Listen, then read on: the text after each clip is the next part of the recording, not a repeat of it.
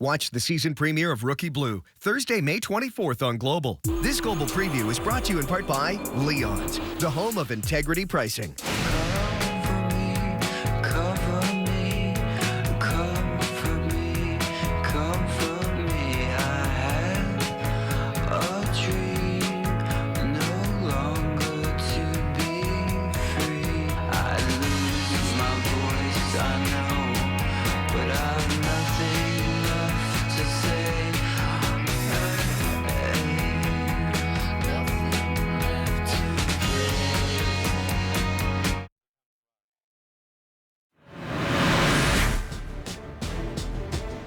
Campaign controversy. All progressive conservative MLAs will be expected to pay back every penny of money. Lavish promises. Energy dividends to all Albertans from budget surpluses. Questions about morality. Danielle, this is Alberta, not Alabama. And polling surprises. If they didn't think they were in a fight a week and a half ago, they better think that they are right now. The campaign, downright nasty. You make it about personal attacks. Tonight, if the polls hold true, it's a battle between the PCs and Wild Rose. But the NDs and Liberals could hold the balance of power. Stay tuned, folks. Who will come out on top? Good evening and welcome to Global's coverage of the 2012 Alberta election. It is decision night. We have been with you every step of the way during this election campaign, and we'll be with you throughout the evening tonight as it all unfolds. David Terrace is joining us tonight, one of our political analysts. Thanks so much for being with us again. My pleasure. Well, the polls have just closed at 8 o'clock. The results are on their way. This polling station in the riding of Calgary East, while voter turnout has been low in past elections, a far different story tonight. We are also live here at the Metropolitan Centre in downtown Calgary. This is the PC Election Night headquarters, and where Alison Redford will deliver her speech tonight once all of the results are in. Will that speech be as premier, marking another PC victory, or after 41 years in power, acknowledging defeat? And we are live here at Highwood Golf and Country Club, the election night headquarters of Alison Redford's chief rival, Danielle Smith. She says it's time for a change. Will voters agree? Of course, according to opinion polls throughout the campaign, it's a real race this time, right across the province, with almost every riding considered up for grabs. We'll be live across the city and province watching, bringing you minute-to-minute results. Now, the big story tonight, the rise of the Wild Rose and whether they will get the votes to push them to the top. Reid Feist is at Wild Rose leader Danielle Smith's election night headquarters in High River. Reid, high expectations there tonight. There certainly are, Linda, and a lot of pressure, of course. Did the Wild Rose connect with voters? Of course, all the polls suggested it was neck and neck, and now we await the results. Now, we're here at the Highwood Golf and Country Club. It's a pretty small venue, to be honest, and Wild Rose supporters, they've been filling up the room. They're also having dinner in another room as well. There seems to be lots of excitement, lots of support here.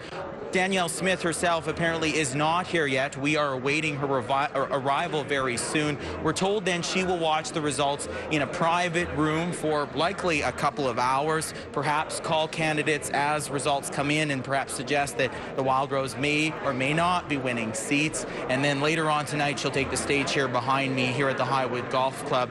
But we will have to see if those voters did in fact mark ballots for the Wild Rose. Lots of controversy in the last week with comments from some candidates talking about multiculturalism, gay rights, and so we'll have to see if in fact those resonated with voters or not. We will await the results and we'll bring you any developments here from High River all night long. Back to you. Thanks, Reid. Now, as we mentioned, the polls closed just a few minutes ago. Our Jeremy Hunka is at a polling station in the riding of Calgary East. Jeremy, things have been pretty steady there tonight. Well, I would say steady is an understatement. I just spoke to one returning officer who said it's been an astronomical turnout. In Calgary Lougheed, I'm told voters were actually lined up out the door by the hundreds. And some are even telling me now that they could expect a record turnout. Now, as you said, very steady, very busy here at Calgary East. I'm told it's been a very surprising turnout. Now, voters I've talked to have told me they believe the stakes in this election are high, far higher than in previous years, and they wanted to vote to make sure their voice is being heard. Now, there were a couple minor problems today. There was actually a minor bomb scare at one polling location. However, it turned out to be nothing and just suspended voting for about 15 minutes. Also, there has been some confusion about the new electoral boundaries, so some people have been sent to other polling stations to vote. Other than that, I'm told it's been very smooth and the turnout has been very big. Linda. Thanks, Jeremy. You're welcome. So, will a 41-year Tory dynasty come tumbling down tonight? History shows we like to do it that way. The PC reign began in 1971, led by a dynamic Peter Lougheed, the Conservatives defeating Social Credit, who'd held power for 36 years. The legendary Lougheed rattled off 4 election victories. Now, he was succeeded by one of his longtime cabinet ministers in 1985, Don Getty. Rightly or wrongly, Getty was blamed for running up big deficits, and while his party won a majority, he'd lose his seat. He'd win it back in a by-election, but he could never get back in public favor. Up next, Ralph Klein, the former Calgary mayor, wins the leadership in a bitter race and faces a surging Liberal Party. Well, welcome to Ralph's world. Harsh cuts led to balanced budgets and more majorities. Harsh reality, a smaller majority in 2004, contributed to Ralph calling it a day. And then the surprise. Ed Stelmach, the popular second choice for Premier, wins the job. And Steady Eddie delivers a massive majority in 2008. But his popularity was short-lived. Hits on the royalty reviews and his style eroded PC support and opened the door for another right-wing party. Will the Tories rebound? Will Albertans clean house again? Will this province see its first minority government ever? Stay tuned, folks. It's going to be a great night. It is, and our Gary Bobrovitz is at the PC election night headquarters, the Metropolitan Centre in downtown Calgary. Gary, how is it there now? A little quiet, a little apprehensive. Of course, everyone here is wondering, will the next majority government be one headed by Alison Redford, a PC majority government? I just talked to Stephen Carter, the chief strategist for the Tories. He was rather optimistic. He still believes they will form the government. He's also expecting a large voter turnout will benefit his party and his boss, Alison Redford. Now, behind me here at the Met Centre, the stage is still empty. The party chips are out, but they haven't broken out the dip yet. Not until they know definitively if Alison Redford will be the next premier of a majority government, or we should have to cobble together a minority government of some kind with the NDP and the Liberals. We are expecting that Redford will not show up here probably until 11 o'clock tonight if the results are as close as many believe. And of course, there has been, from what we've been told so far, a very heavy voter turnout. That means there's more ballots to be cast, more ballots to be counted, and all that's going to take time. Gord, Linda? Thanks, Gary. There are a number of tight races to watch here in Calgary. Gord is keeping an eye on some of them for us. Gord? Yeah, we're going to have some fun here with an iPad. And once we start getting some numbers trickling in, folks, you'll see some colors appear on the big Alberta map. Green, Wild Rose, blue, Tory, red, Liberal. I think you get the picture. Right now, the province is looking pretty bland. We do, though, want to keep things in the way of southern Alberta, and there are some key ridings that we're going to look at throughout the night tonight. Let me first go to this one here and take a look at Calgary West. Ron Leipert not running again. Ken Hughes dropped in. The star candidate loses the nomination to Siraj Sharif. They do it again. We don't really know why. Nobody told us what the irregularities were, but in fact, he wins the second vote. Will that matter tonight? Ken Hughes in that riding. Right next door, I'm also fascinated in this one. Calgary Currie, Dave Taylor, one of our panelists tonight, won it as a Liberal. He switched over to the Alberta Party. So Dave has two parties trying to win and hold on to that seat, while the Wild Rose and the PCs and everybody else want to try and get it back. We'll watch Calgary Currie as well. Another one we'll keep an eye on here, too, and this is right in the middle of the city. Kent Hare, of course, ran for mayor unsuccessfully, pulled out at the last minute. He wants to hang on for the Liberals in Calgary-Buffalo, but he's got a couple of high-profile candidates. For the PCs, Jamie Lall rolled in there. He's got a good shot, they say, and of course, the former broadcaster, following perhaps in Dave Taylor's steps, moving from QR to the MLA status. We shall see if Mike Blanchard can pull that on. So we're going to watch some key ridings here. That's just a handful of them to look at. We've got some fun here, and the colors will begin appearing shortly. Linda? Thanks, Gord. Getting pretty good with that iPad there tonight. Well, I've got a teenager standing by in case I have problems. Just in case. Now we're going to go back to Wildrose headquarters in High River, and our Scott Fee, he's with one of our election panels there tonight. Scott? Thanks a lot, Linda. Yes, I'm joined by Janet Brown and Dwayne Brad, who will be weighing in throughout the evening on different ridings as we see the results start to pour in. A little early yet for that. But what's interesting, Dwayne, we talked about this earlier, is some of the people that are actually here at the Wildrose headquarters tonight. Some of the biggest heavy hitters in the PC party, Hal Walker, Rod Love, Rick Anderson, Cliff Fryers, have all arrived at Wildrose headquarters. And you can see a gasp in the crowd every time they walk. Another one walked in the room. It really shows that this election is a battle between Tories and ex-Tories. And it shows they have a lot of confidence in how the night's going to go. They're not playing coy at all. They showed up before the first vote was even recorded. They're here. They're proud to sort of announce themselves as Wildrose supporters. It really created quite a buzz when you started seeing Rob Love was the first to come in, and then it just sort of went from there. Oh, exactly. And there's, as you can see behind us and in the other room, there's a lot of people who have already arrived before the show, and they're here to party. There's a lot of cowboy hats and a lot of beer being drank already. Yeah, no, there's a lot of excitement in the room. So just quickly, we're just running out of time here for a bit, but what are give me the one riding tonight you're going to be watching that might tell the tale for the rest of the evening, Janet? I said earlier it's going to be Calgary 4th, the riding where I live. It's a very diverse riding. It includes neighborhoods like Inglewood and Ramsey. It's also got Dover and Erin Woods, and it's a riding that Wayne Cow has held for many, many years. It's an ethnically diverse riding. If that riding is close, I think this is going to be a very interesting night. And quickly, Dwayne, yours? Janet chose where she lives. I'm going to choose where I work, and that's Calgary Elbow. This is Alison Redford's riding. It had gone Liberal prior to her. She won it back in 2008. If she can't hold that seat for the PCs, it's going to be a very long night for them. Well, it'll be really interesting to hear what you guys have to say once we start seeing some numbers. We're going to throw it back to studio now to Linda and Gord. Thanks, Scott.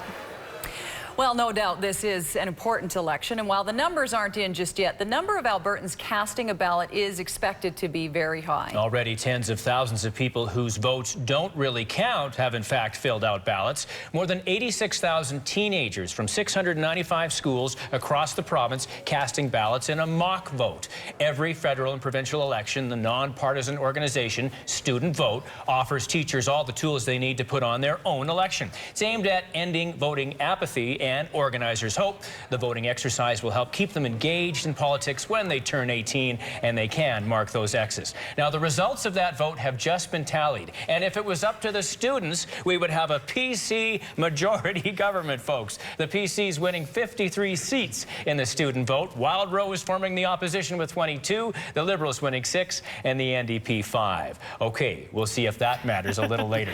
All the party leaders, though, with the exception of Wildrose leader Danielle Smith, managing to hang on to their seats, by the way, according to the kids. According to Student Vote, the results they predicted, this is the neat thing, the governing party, 15 out of 18 elections right across the country, including last year's federal election win for the Tories. So, interesting things to see there. It is great to see, getting the young people engaged at an early age, right? It's great to see. So David's going to stay with us throughout the evening, offering all kinds of insights. What are you looking for? What are the most important things you're tuning in on? Well, I think there's three parts to the puzzle. There's an Edmonton part to the puzzle, there's Calgary, and there's rural Alberta.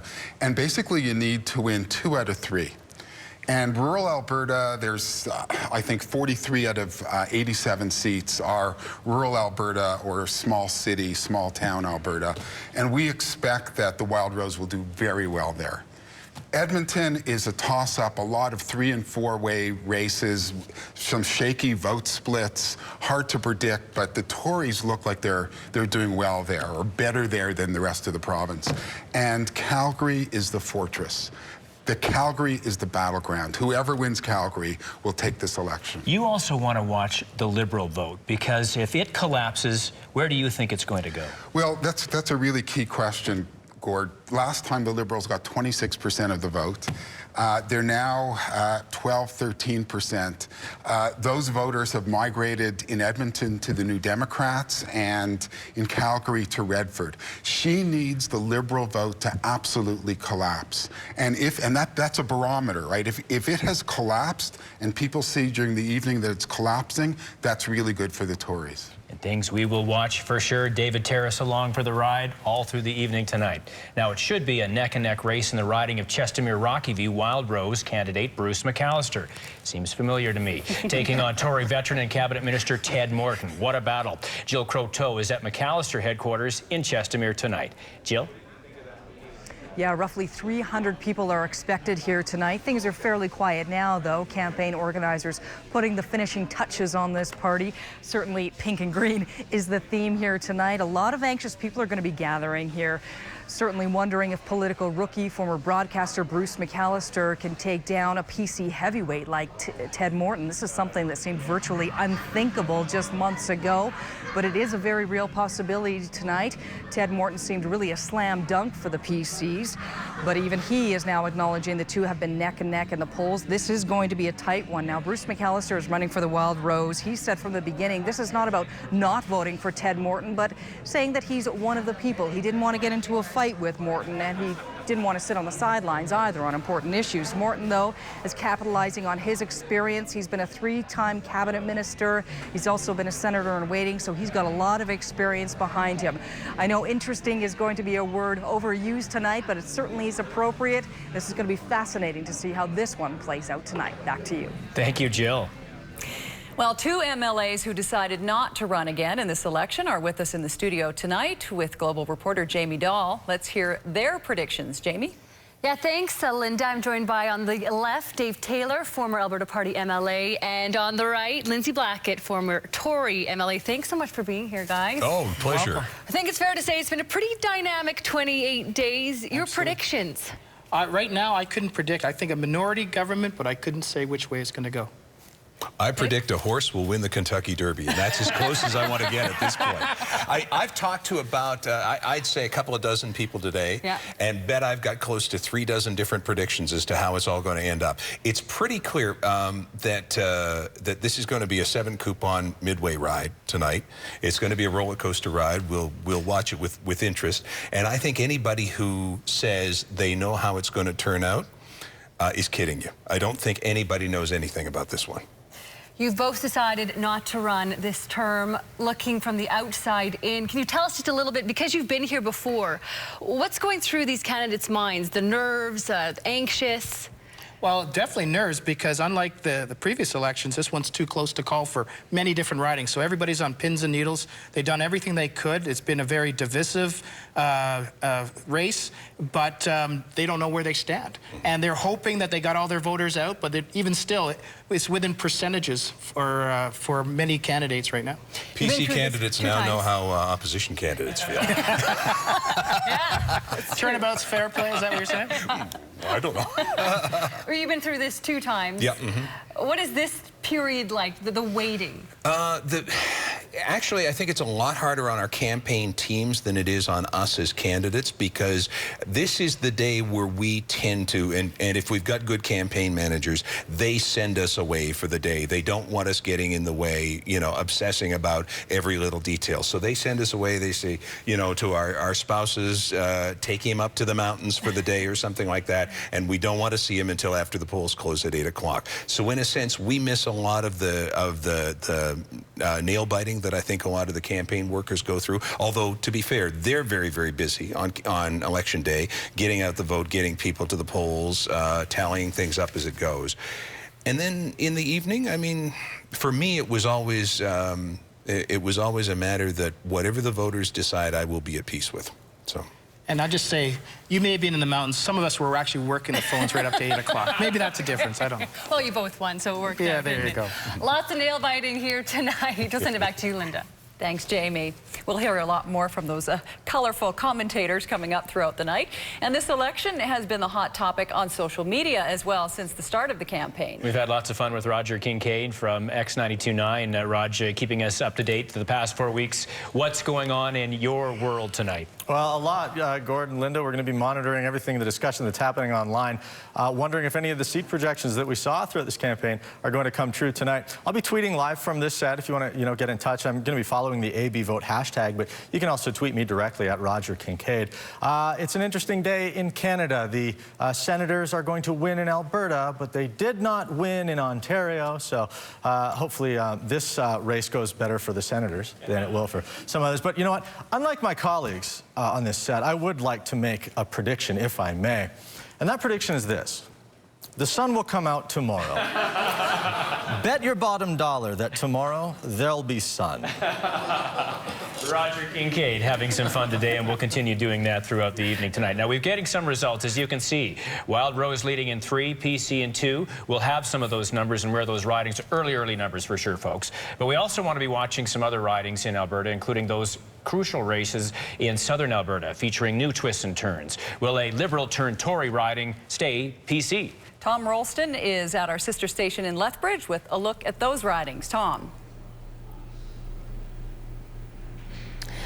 Well, Gord, Linda, Lethbridge East will certainly be one of the ridings to watch over the next few hours, where many are wondering if Bridget Pasteur, who was elected back in 2008 as a Liberal, can hang on to her seat as a Conservative after crossing the floor this past fall. She'll be up against the Liberals' new candidate, Rob Miyashiro, who's the director of one of the city's senior citizens organizations. Lethbridge West, meantime, is also one that we'll be keeping a close eye on. Alison Redford's Advanced Education Minister Greg Weddick is expected to be in tough against candidates from all 3 opposition parties. To the south of us, Cardston-Taber-Warner will be electing a new MLA after Conservative Bryce Jacobs lost the PC nomination race. And if history repeats itself, it will likely be a close race between the PCs and Wild Rose. The riding went to now Calgary MLA Wild Rose MLA Paul Hinman back in 2004 before going to the PCs in 2008. And Littlebow will also be choosing a new face following the retirement of longtime Tory MLA Barry McFarland. We'll also be keeping our eyes on both Medicine Hat ridings and Livingston McLeod, and we'll of course keep you posted as the numbers come in. Gord, Linda. Thanks, Tom. Lots of interesting areas to watch out for tonight. Let's check in again with Reed Feist at Danielle Smith's election night headquarters in High River. At Reed with a special guest. Take it away. That's right, Gord. Thank you very much. I'm joined here by Rod Love, no stranger to politics in Alberta or in our city. Thanks so much for joining us. My pleasure. And no formal role, you tell us, with the Wild Rose, but you're here supporting. You've been assisting a bit or giving your input throughout the campaign? Well, I have a lot of friends in the Conservative Party and the Conservative government, but I also have a lot of friends in the Wild Rose, and they've called me on occasion in the last couple of months, and so I've been spending some time talking to them, sure. So in the last couple of weeks leading to tonight, what's your sense? Or has the party made enough connections, do you think, with voters that they'll be able to form the new government? Well, in my 20 years in government and politics, I lived and died with research, and all the polls I've seen have shown a Wild Rose lead, but that was shrinking somewhat towards the end, but is still something in the order of 6 or 7 points. I live and die by research, and I think, you know, if that holds true, they could be on the verge of forming a government, but you know, it's pretty early tonight. And there was a lot of talk about strategic voting. There's no such thing as strategic voting. Strategic voting is a myth. There's 3.7 million Albertans.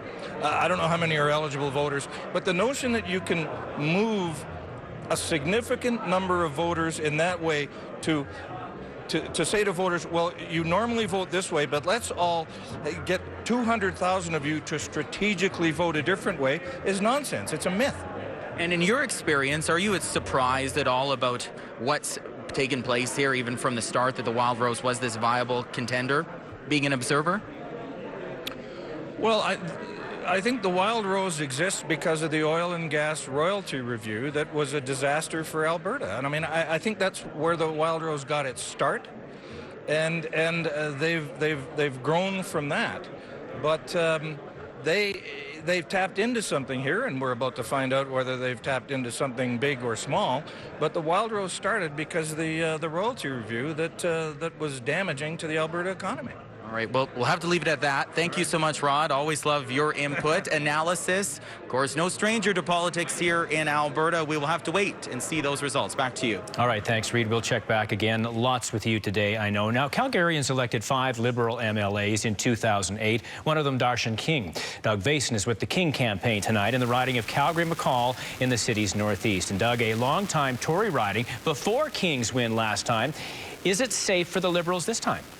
Well, that's definitely up in the air, although here at headquarters, they are saying they're confident but taking nothing for granted. Now, just to capitalize on what Mr. Love said, they don't believe there will be a strategic vote in Calgary-McCall here, but it is all about getting the vote out. Last election, just 30% turnout, one of the worst in the cities, although King did come up with a very, by the slimmest margins, victory, 118 votes. So they believe they can duplicate that success, but it's a tight three-way horse race between the Wild Rose and the PCs, and they've been working very hard. They say advanced polls will tell a story for the Liberals in Calgary. That is what they've been trying to do, and we've seen lots of drivers busy since we pulled up about 3.5 hours ago. So we'll wait and see what the night has for the Liberals, but here at Calgary-McCall, definitely confident heading into battle.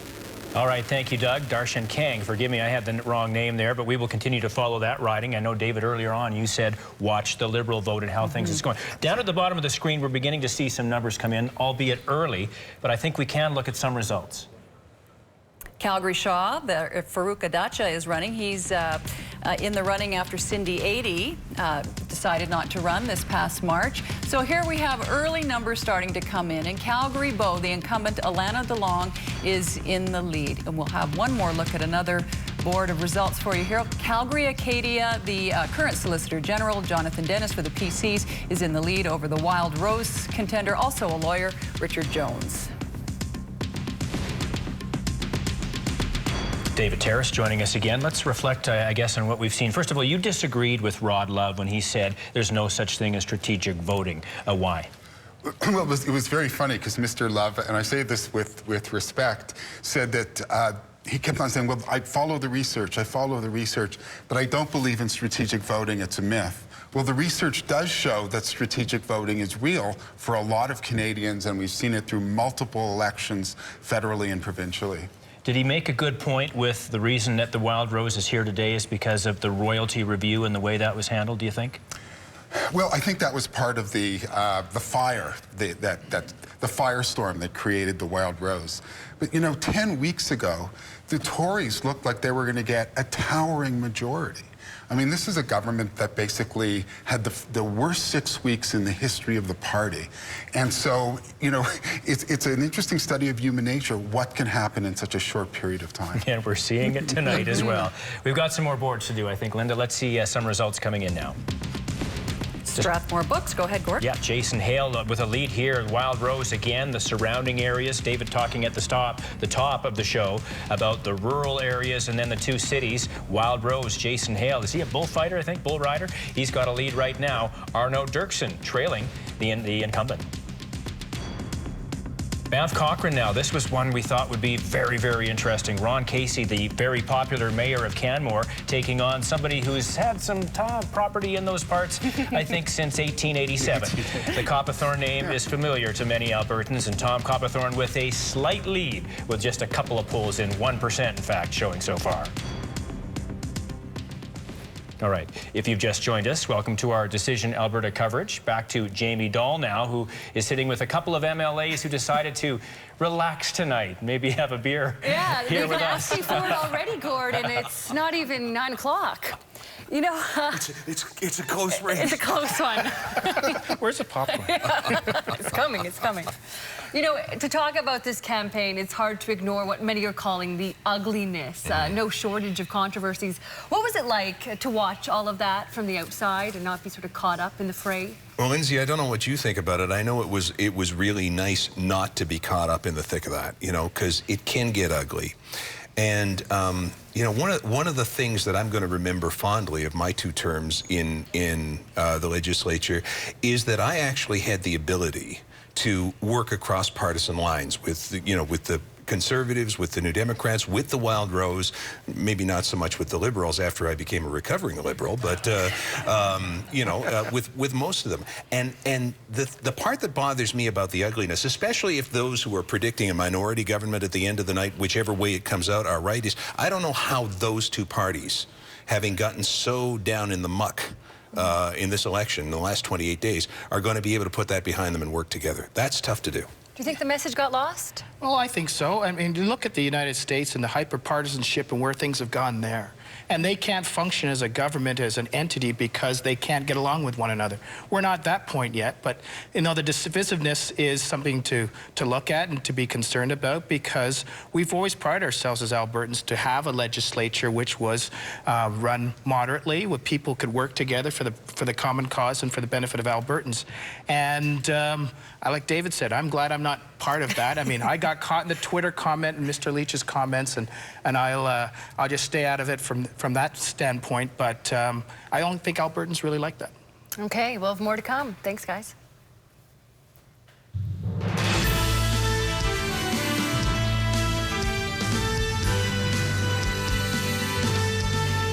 If you have just joined us, welcome to our Decision Alberta coverage. It has been about a half an hour since the polls closed, and the votes are just starting to come in now. We are expecting a nail-biter. As I peek down, you can see PC's leading in 16 ridings. Wild Rose 14, a Liberal showing up on the map now. So here we go. Let's check in with Gary Bobrovitz now. He is at PC headquarters tonight at the Metropolitan Centre in downtown Calgary. Gary, your perspective half an hour in. He's unavailable. He's busy, and we'll do some ridings now. Some results are starting to come in, so let's go to those right now if we can and begin to lay out what we're seeing here. So roll them in, folks, and we'll talk about them because we do want to see them. Of course, it is still early. I'm not Kreskin. This is Lethbridge East, and this was won last go-round by Bridget Pasteur as a Liberal crossed over to the PCs and in the lead there tonight. Perhaps her popularity is swaying her more than the party itself. Medicine Hat now, take a look. Wild Rose, Blake Peterson with a pretty good lead, 185. Only, again, 5% of the polls showing. Darren Hirsch for the PCs in second, though. Close race there in Medicine Hat. We'll continue to watch. Now, each election, social media seems to play a bigger role. Yes, Twitter has been going crazy this whole election campaign. People are not short of comments. Let's go back to Roger tracking what people are saying tonight. Roger? You're right. Everyone seems to have a comment this election night, including the people that are covering the election. And this one's from a young, Scott is at the Wild Rose headquarters. I should get that off the page. I wanted to show you something interesting about Twitter in elections today. It's very important that party leaders connect with their would-be voters, especially in a race that had so many undecided voters.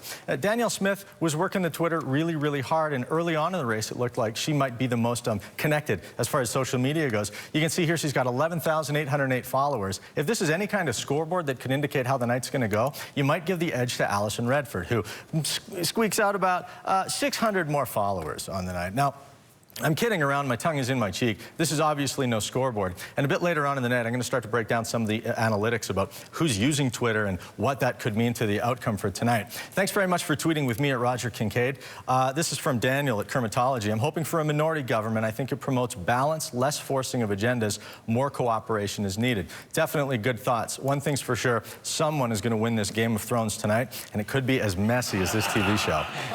You know what? It's funny because also Lindsay touched on this too, maybe getting into a little trouble with tweeting. So we will talk to Dave and Lindsay about this whole new social media phenomena and how it can help you and get you into a lot of trouble for sure. Yeah, maybe a page out of Mayor Naheed Nenshi's book. He was big into Twitter during the civic election campaign. I'm told Gary Bobrovitz is ready. Okay, well, but let's throw to Gary with a look at some of these numbers. It is still early, Gary, but the PCs are, at this point, in the lead. Yes, and perhaps surprising as well, Linda. You know, the man who orchestrated the PC campaign is with me right now, Stephen Carter. Are you happy with the results so far early on? Well, it's awfully early, Gary. I mean, I'm happy that so many people went out and voted. That was really the first measure that we had, was how many people went out to the polls. The only measure so far that we can look at. Everything else is very early. Now, some people are critical of the way the campaign's been run. You had a 20-point lead, you ended up flat, then you ended up behind, and then the last few days you pulled even with the Wild Rose. Well, you spend too much time reading the polls, Gary. I'm less informed by those polls, and I'm more informed by the voters. But first of all, we didn't start 20 points up. We started where everybody else started, which is 0. And you have to earn every vote moving forward. And they don't vote 2 weeks ago, they don't vote yesterday, they vote today, and that's very important. And do you think that the campaign, especially attacking the Wild Rose on some of his conscious rights and this more controversial controversial social values was what perhaps may have turned the tide for you guys? I wouldn't say that we attacked them. I think that Albertans had some very important questions for the Wild Rose about their issues. I don't think we attacked them. We may have brought them to the forefront, but we certainly didn't attack. Do you think that you could work in a minority government? I think we can work in whatever Albertans choose. And that's the important thing, is that this isn't our choice. It's not the media's choice. It's Alberta's choices. Do you think you can still pull it out and win a majority? Absolutely. The ever-confident Stephen Carter, he's never one to ever admit that things are going to be close, and hopefully he can pull this one out as well. Back to you guys. I'm not putting words in his mouth, but while he was talking, I think I saw Dave Taylor go, I called... Anyway, maybe not. I'm paraphrasing here, but let's move on now and roll in some more numbers as they begin to move in here, because we are seeing an interesting trend so far. Again, it's early on, folks, but it is kind of fun to watch. Calgary McKay Nose Hill, sort of a new morphed riding here. Neil Brown, the incumbent, and he has a lead, sizable, I guess, if you will, in these early numbers. Calgary Northern Hills, the incumbent is Teresa Wu-Pa, 49%, 24 votes to 13. So again, we can't get too caught up in the minutiae here, but again, in Calgary, and David Terrace was mentioning this a moment ago, if you see the blue holding in Calgary, Fortress Calgary, as David calls it, that's a good sign if you're a PC supporter. As our panel said earlier, lots of people on pins and needles tonight in all the parties, but especially the PCs, but starting to see those early results and perhaps an early trend. All right, Scott is going to spend some time with his panel now. We had Dwayne and Janet as part of our team throughout the campaign. Great insights from them all the way. Bring us up to date on what they're seeing, Scott. Yeah, thanks a lot, Gord, and it's already starting to get exciting as we got Dwayne and Janet noses into the computers right now, watching every little move that goes on. I know it's very early, but there are some ridings and some polls that are interesting. Dwayne, do you want to start this off? I know you're looking at Northern Alberta, but also one riding in Calgary in particular. Yeah, there's Calgary-Acadia, where Jonathan Dennis, the incumbent, is. That's a riding. If the PCs are going to win this, they have to hold that. In addition, Dennis is one of the more stronger conservatives in the PC party, and he's getting a lot of support based on his own personal candidacy. The other one to watch is Lethbridge East, where Bridget Pasteur, who was elected as a Liberal, crossed the floor to the PCs. Again, if the PCs are going to win, that's a riding they have to hold in Lethbridge, and so far Pasteur is holding that riding. And I know you want to break down some of these numbers as well, but also just talk a little bit about how early, these very early, very small polls that are coming in. But can you speak to that a bit? Yeah, it's very early, and most of these ridings that have reported a poll have only reported a single poll. So these are small numbers, and they'll probably change a bit. One of the things that I'm struck by is sort of the incumbency factor. What we're seeing so far is that incumbents are doing very well, and that'll help the PCs, and that may be the margin of victory in a lot of places for them. So. And some of the ridings you've been watching, Lesser Slave Lake? Yeah, a couple in the north. I was looking at Dunvegan Central Peace and Lesser Slave Lake, and one's going one way and one's going the other way, and the Wild Rose really needs to have a pretty decisive sweep outside of the two major cities, Calgary and Edmonton. So if they're splitting up rural Alberta, it's going to make it hard for the Wild Rose. And I know it's unfair to ask this, but I got to ask it anyway. I know the numbers are small, but do you see anything in these numbers? Do they mean nothing? Or does it set a trend if you see PC with a bigger lead or Wild Rose a bigger lead early? You know, anything can happen at this point. It's still early, and it's looking good for the PCs right now, but we were all planning for a long night. I think we still have a long night ahead of us. Anything you want to take away from the numbers? One extra thing I'd say is when we talked about rural Alberta, the focus for Wild Rose had all been southern Alberta, south of Red Deer. But another key component is the northwest corner, Grand Prairie and the Peace River area. They were very close in 2008 when Wild Rose was just an infant. Now that Wild Rose is more mature, if they're going to pull this off, they've got to win northwest Alberta. All right, we'll leave it there. We'll be here all night. We'll throw it back to you guys in studio. Thanks very much, Scott. Well, you may have noticed this on the ballot today. Nominations for Alberta senators in waiting. There are 13 nominees. It was a very long ballot. The top 3 will be named senators in waiting. There are 3 PCs, 3 Wild Rose, 1 Evergreen, and 6 independents. This vote is actually non-binding, as it's up to the Prime Minister to appoint senators, but Stephen Harper has promised to use this list when appointing the next Alberta senator. The next vacancy will likely be created when Senator Burt Brown retires, expected to be next year. All right, well, with its seat count cut in half in the last election, the NDP was reduced to just 2 MLAs. We heard from Brian Mason during our newscast at supper. He felt very good about the campaign they ran. He was hoping for some big gains. Since the federal political landscape has become friendlier to the party, we're watching that as well tonight. Here's a look at the NDP's campaign and whether it'll pay off here in Alberta. Riding an orange wave in the rest of Canada, the NDP kicked off its campaign with realistic goals. I'm not going to define success as anything other than making sure that we elect as many New Democrats as possible to this legislature. Down to just 2 seats in the legislature throughout this campaign, the party has often polled ahead of the official opposition, the Liberals. We are going to be talking to Albertans about things that matter, and I know that elections make a difference. They do make a difference. Focused on healthcare, the NDP's platform offers promises of more doctors, more long-term care spaces, and more dental coverage for kids, along with getting our fair share. Oh, there's a huge, extraordinarily valuable resource just sitting there. During the debate, leader Brian Mason, an MLA for 12 years, criticized both Conservative parties for what he says is a lack of commitment to public health care. We've promised to lift the cap on the fees. That is simply not true. Oh, I have the quote right here. I'm glad you said that, Ms. Redford. I've got to shed some truth on. As the campaign came to a close, Mason often positioned himself as a voice of reason, asking everyone to stick to the issues. Sometimes the media chasing something a little sensational gets us off what most people care about. And amidst talk of strategic voting, Mason had just one piece of advice. I think that this election has to be about hope. It can't be about fear. There's no question in my mind that as the Conservatives face defeat, they will attempt to collapse other parties' votes into their own in order to save themselves. I think it would be a serious mistake. Vashi Kapelos, Global News. Well, now we have some more results coming in. The evening is starting to go by very quickly. People watching the numbers. And the PCs have 44, but remember, it is still early. That is leading or elected. Lesser Slave Lake. Pearl Calahassan, the independent, has been re-elected there.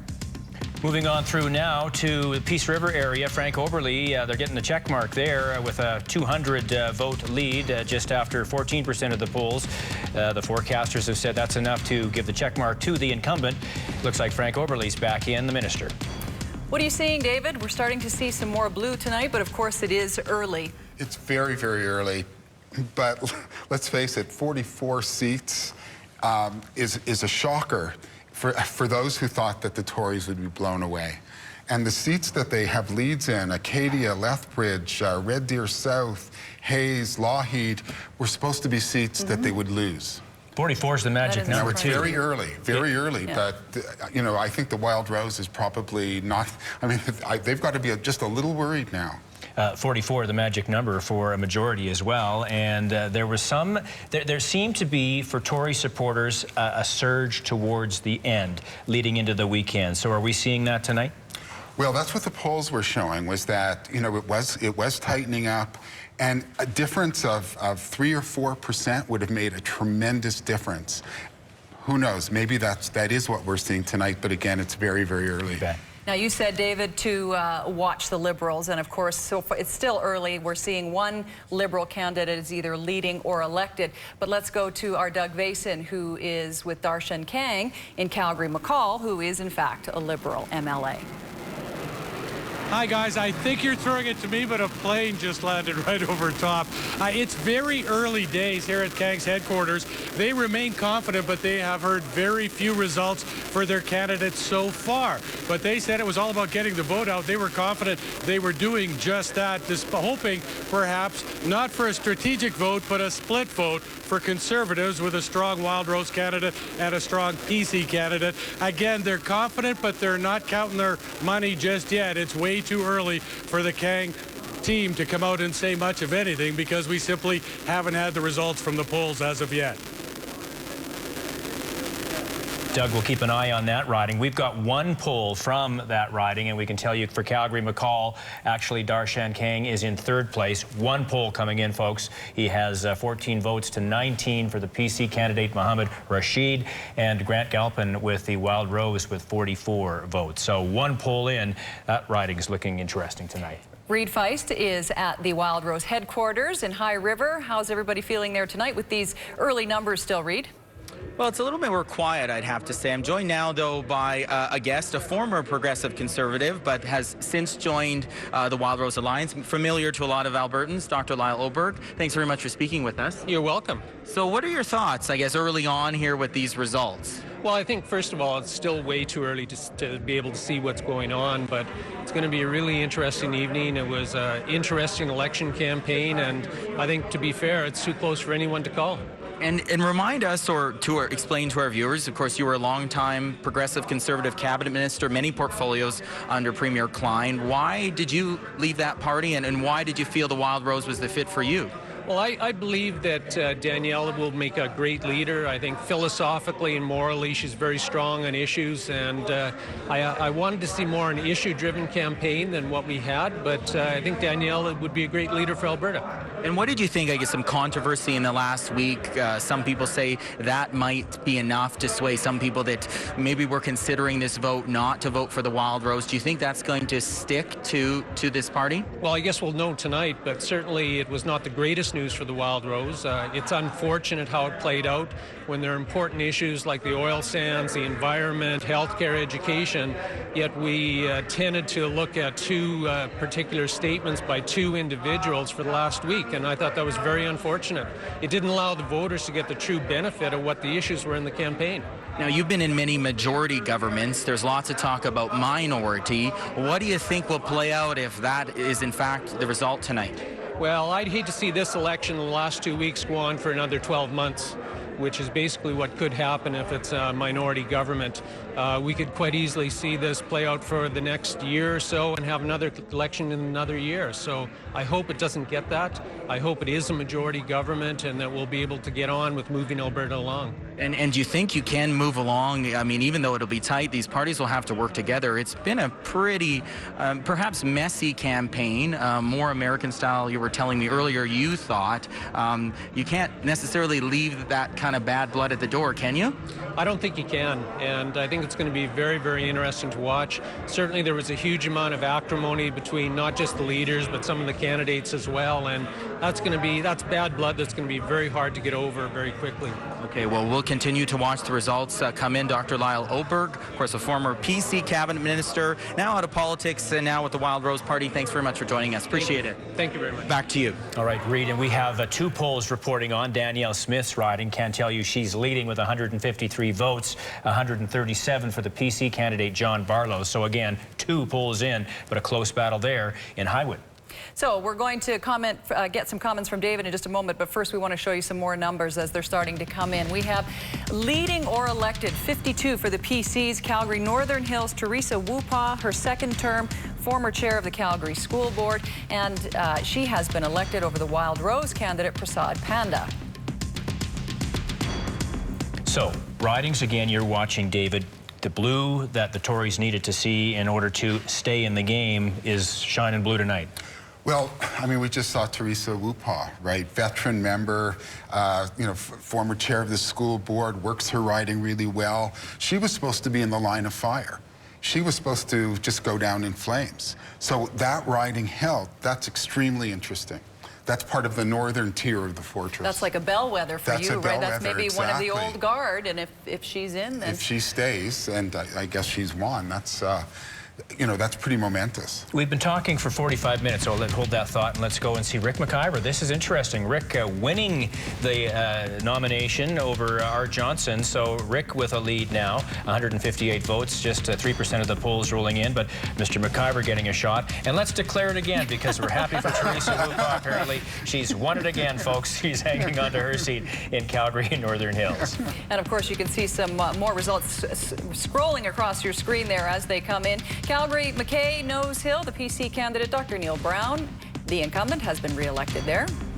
Jonathan Dennis, the Solicitor General, with early on a steady lead there with Richard Jones. Richard, big campaign on that 0.05% alcohol thing. He had his little coasters and had his message. Early on, it looks like Jonathan Dennis on the other side of that debate with a lead. And in Calgary Shaw, there is a Wild Rose candidate in the lead. This is the riding that was vacated after Cindy Adey, longtime MLA, decided not to run again. And Faruqa Dasha was nominated just a few days after she announced that she wasn't running anymore. But at the moment, early on anyway, the Wild Rose contender's in the lead. Checked by Len Weber, so it looks like he'll be back in. Again, this is an early one with 7% of the polls reporting, but he's got enough for the forecasters to determine that Len Weber will be back as a PC member. And Dave Rodney as well, the incumbent, with a lead now over John Carpe. A lot of people thought, again, this was one of those ridings that it would be an interesting battle.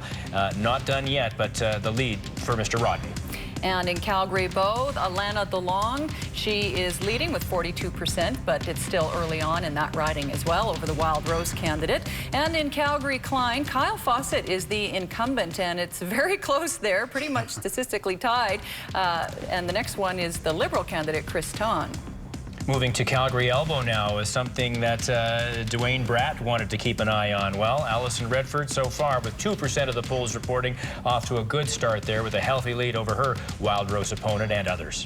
Interesting riding here. Calgary Greenway. Manmeet Bhullar is the incumbent. He was the youngest person elected to cabinet in Alberta's history. Currently the Service Alberta minister and very involved in a lot of events around town. The last election, he was a law student in second year. Yeah, just 28 years old at the last election, and now a cabinet minister, and he's leading tonight. Calgary Glenmore, folks. Watch this now here. Paul Hinman snuck in with the Wild Rose back in 2009. Linda Johnson, the PC candidate, in a very close battle there. David, let's get you in here again now. Reflect on that riding specifically, and then let's talk about the numbers we're seeing at the bottom. Early numbers for sure, but what do you think of it? Calgary Glenmore, is that much of a close battle between Hinman, Wild Rose, and PC? Well, I'm really surprised. I mean, some of the Wild Rose star candidates like Carpe, who were supposed to do so well, and Dave Rodney seems to have a big lead.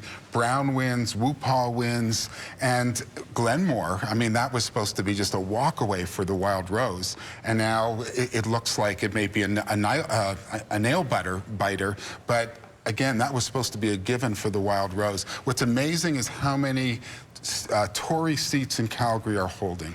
Quick comment on the 56 number we're seeing now for PCs, 20 for Wild Rose. Again, I can't stress enough, early numbers. But that's a big number to be throwing up there in the lead. And a lot of the margins, you know, the margins in which the Tories are leading now are getting quite substantial. Let's take a look at how the leaders are doing in their own ridings. Alison Redford won it by a pretty close margin last go around in Calgary Elbow. Still early, 2% of the polls reporting, but she is in the lead there. And Danielle Smith, leader of the Wild Rose since 2009, is in the lead there over the PC candidate, but not by much at this early stage in the Highwood riding. As we run around, here's a battle for sure, and it looks like in Edmonton Meadowlark that Raj Sherman, he won it in 2008 as a PC, switched over as we know. That set off the whole healthcare debate. He's trailing so far to the new PC candidate there. Edmonton Highlands Norwood, I don't think anybody thought this would be one that would go down in flames, and Brian Mason for the NDP is off to a pretty good start there. Yeah, he's been the one candidate who's been around for a while, right, David? The others were all new leaders this go around. And Glenn Taylor, still again early numbers, but Glenn Taylor, the Liberal or the leader of the Alberta Party, is currently sitting in third place over Robin Campbell of the PCs. Ever a factor? I mean, Dave Taylor went over, and we'll maybe get Dave to comment on this in a moment, but went over to the Alberta Party. We just didn't seem to hear enough about them. I know the leader spent most of his time in Hinton trying to win a seat. Is the Alberta Party just not on the radar yet? Well, he wasn't in the debate, and that was crucial. They don't have money, they didn't have much of an organization, and they didn't get much media. So, you know... Other than that, David. Other than that, that's right. Other than getting hit by the truck. So, you know, it's very hard. I mean, if they were to... They need a lot of time and an opening in order to be able to climb up from the bottom. Yeah, to start connecting. All right. We're going to do some more numbers here. You can see that... Let's check in with the to, panel. yeah. I talked about Dave and Lindsay. Dave was about to take a swig there. Jamie, take it away. Dave's sitting at the end of his seat. He was ready to jump right in there. Weigh in here about that. I don't disagree with anything that David's saying, you know, and I think we might even be seeing some of this in the numbers that we're seeing tonight, with the PCs jumping out to a pretty convincing lead over the Wild Rose, which everybody thought was going to make much more of a race out of this election than they did. It's really, really difficult to start a new political party. The Wild Rose got a significant boost, obviously, because Ed Stelmach botched the royalty review. There's no question about that. And a lot of money flowed from the oil patch into Wild Rose coffers. And that appeared certainly to shorten the timeline down to 4 years. But it takes, you know, wherever you look around the country, it takes 10 years to build a new political party from the moment somebody says, hey, let's all get together and start a new political party, to the point where they can actually win an election. I think Wild Rose may be discovering that tonight. But it's something that you believed in, you know, to join that party. Absolutely. I believe in the values and the philosophy of the Alberta Party. We say we are neither left nor right. We just want to go forward. We want to listen to the voters. We want to listen to our constituents and govern or create policy based on what they're telling us from their real life experience. It's, in a sense, it's more of a municipal approach to politics. It's not so wedded to traditional partisan party politics. I think it's got a future. I don't think the future is right now, in that we're not going to set the world on fire tonight. And David's right. We were up against all kinds of obstacles, and that's just the way it is. I'm not making excuses. We knew that going in. We know we get another 4 years till the next election to build some more. Then 4 years beyond that gets us to our 10-year mark, pretty much. Lindsay, do you want to jump in here? Well, they say, you know, it takes a long time for a party to get established. And one thing that people have forgotten about the Progressive Conservative Party, you've been in power for 40 years. You do something right along the way. And one of the things we have is we have a pretty good organization on the ground at the riding level. And we're able to get out there and get our message, work through the stress and the problems that we had during the campaign, but on the election day, which matters, deliver the vote.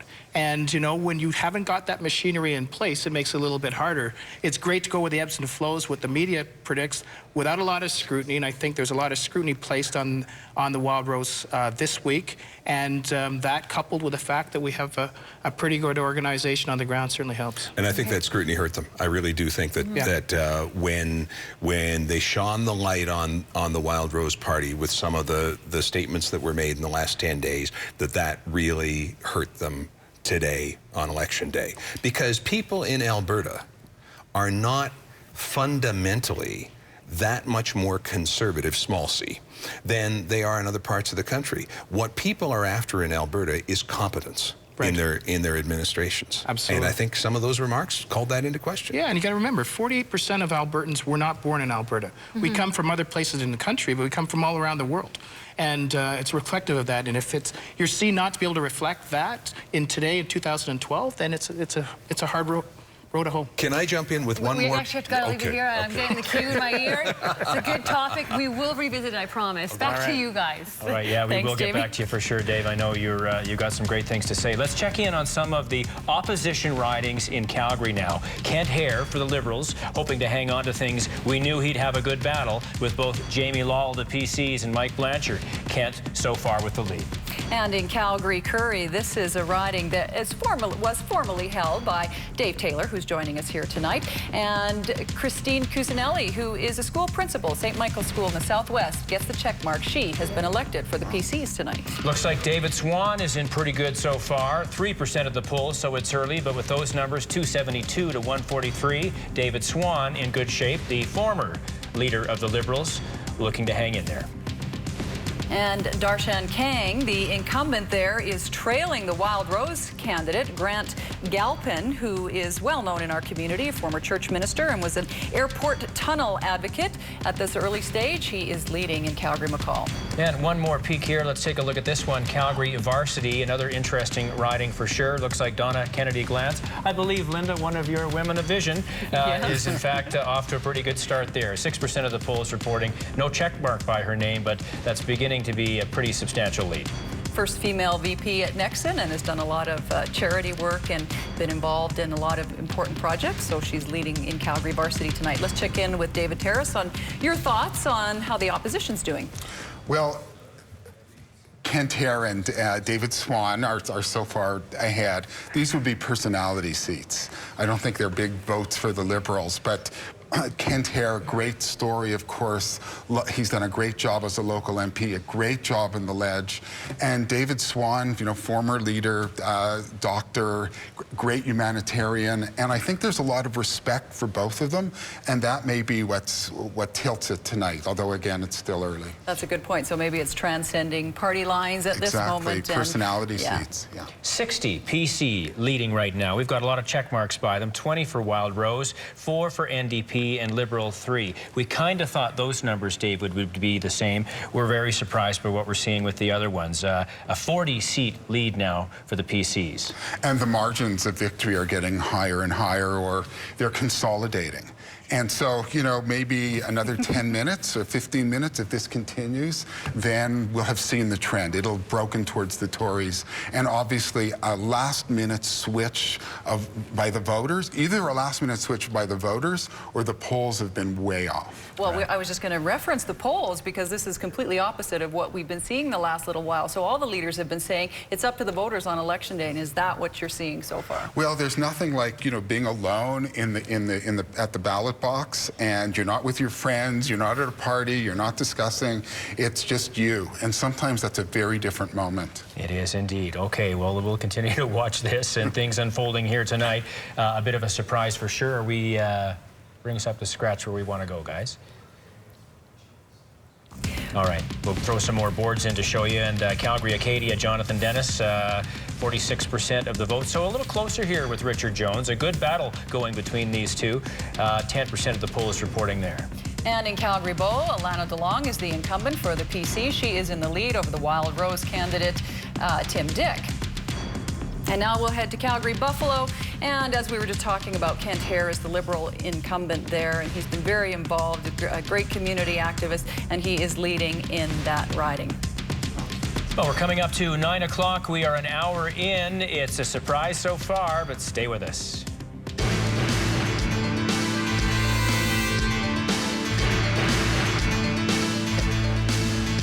Wow. Ladies and gentlemen, our global news desk has made the call. A PC majority government. It has been a fascinating campaign, an interesting night, and to many, probably a surprising result. Let's check in with Gary Bobrovitz now. He is where I think they are high-fiving and celebrating, although it looks pretty dead there now, Gary. The party starts soon. Perhaps they're not buying our forecast, but it is looking very good for the PCs tonight. He is just going to check his Twitter file and take it away. Gary.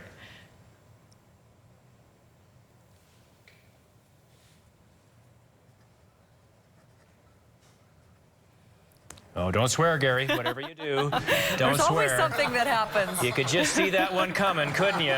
You could see that one coming. But again, really quite a historic announcement. Let's involve David here, if we could, David, because an hour in, this is a bit of a stunner here. We thought maybe minorities, lots of talk about that, but for a declaration now, and it's looking huge for the Tories, that's a shocker. It's a breathtaking shock. You know, there were two ballot questions. The first 3 weeks were, you know, how angry are you at the Tories and how much do you want to punish them? The last week was, do you trust the Wildrose to be a government?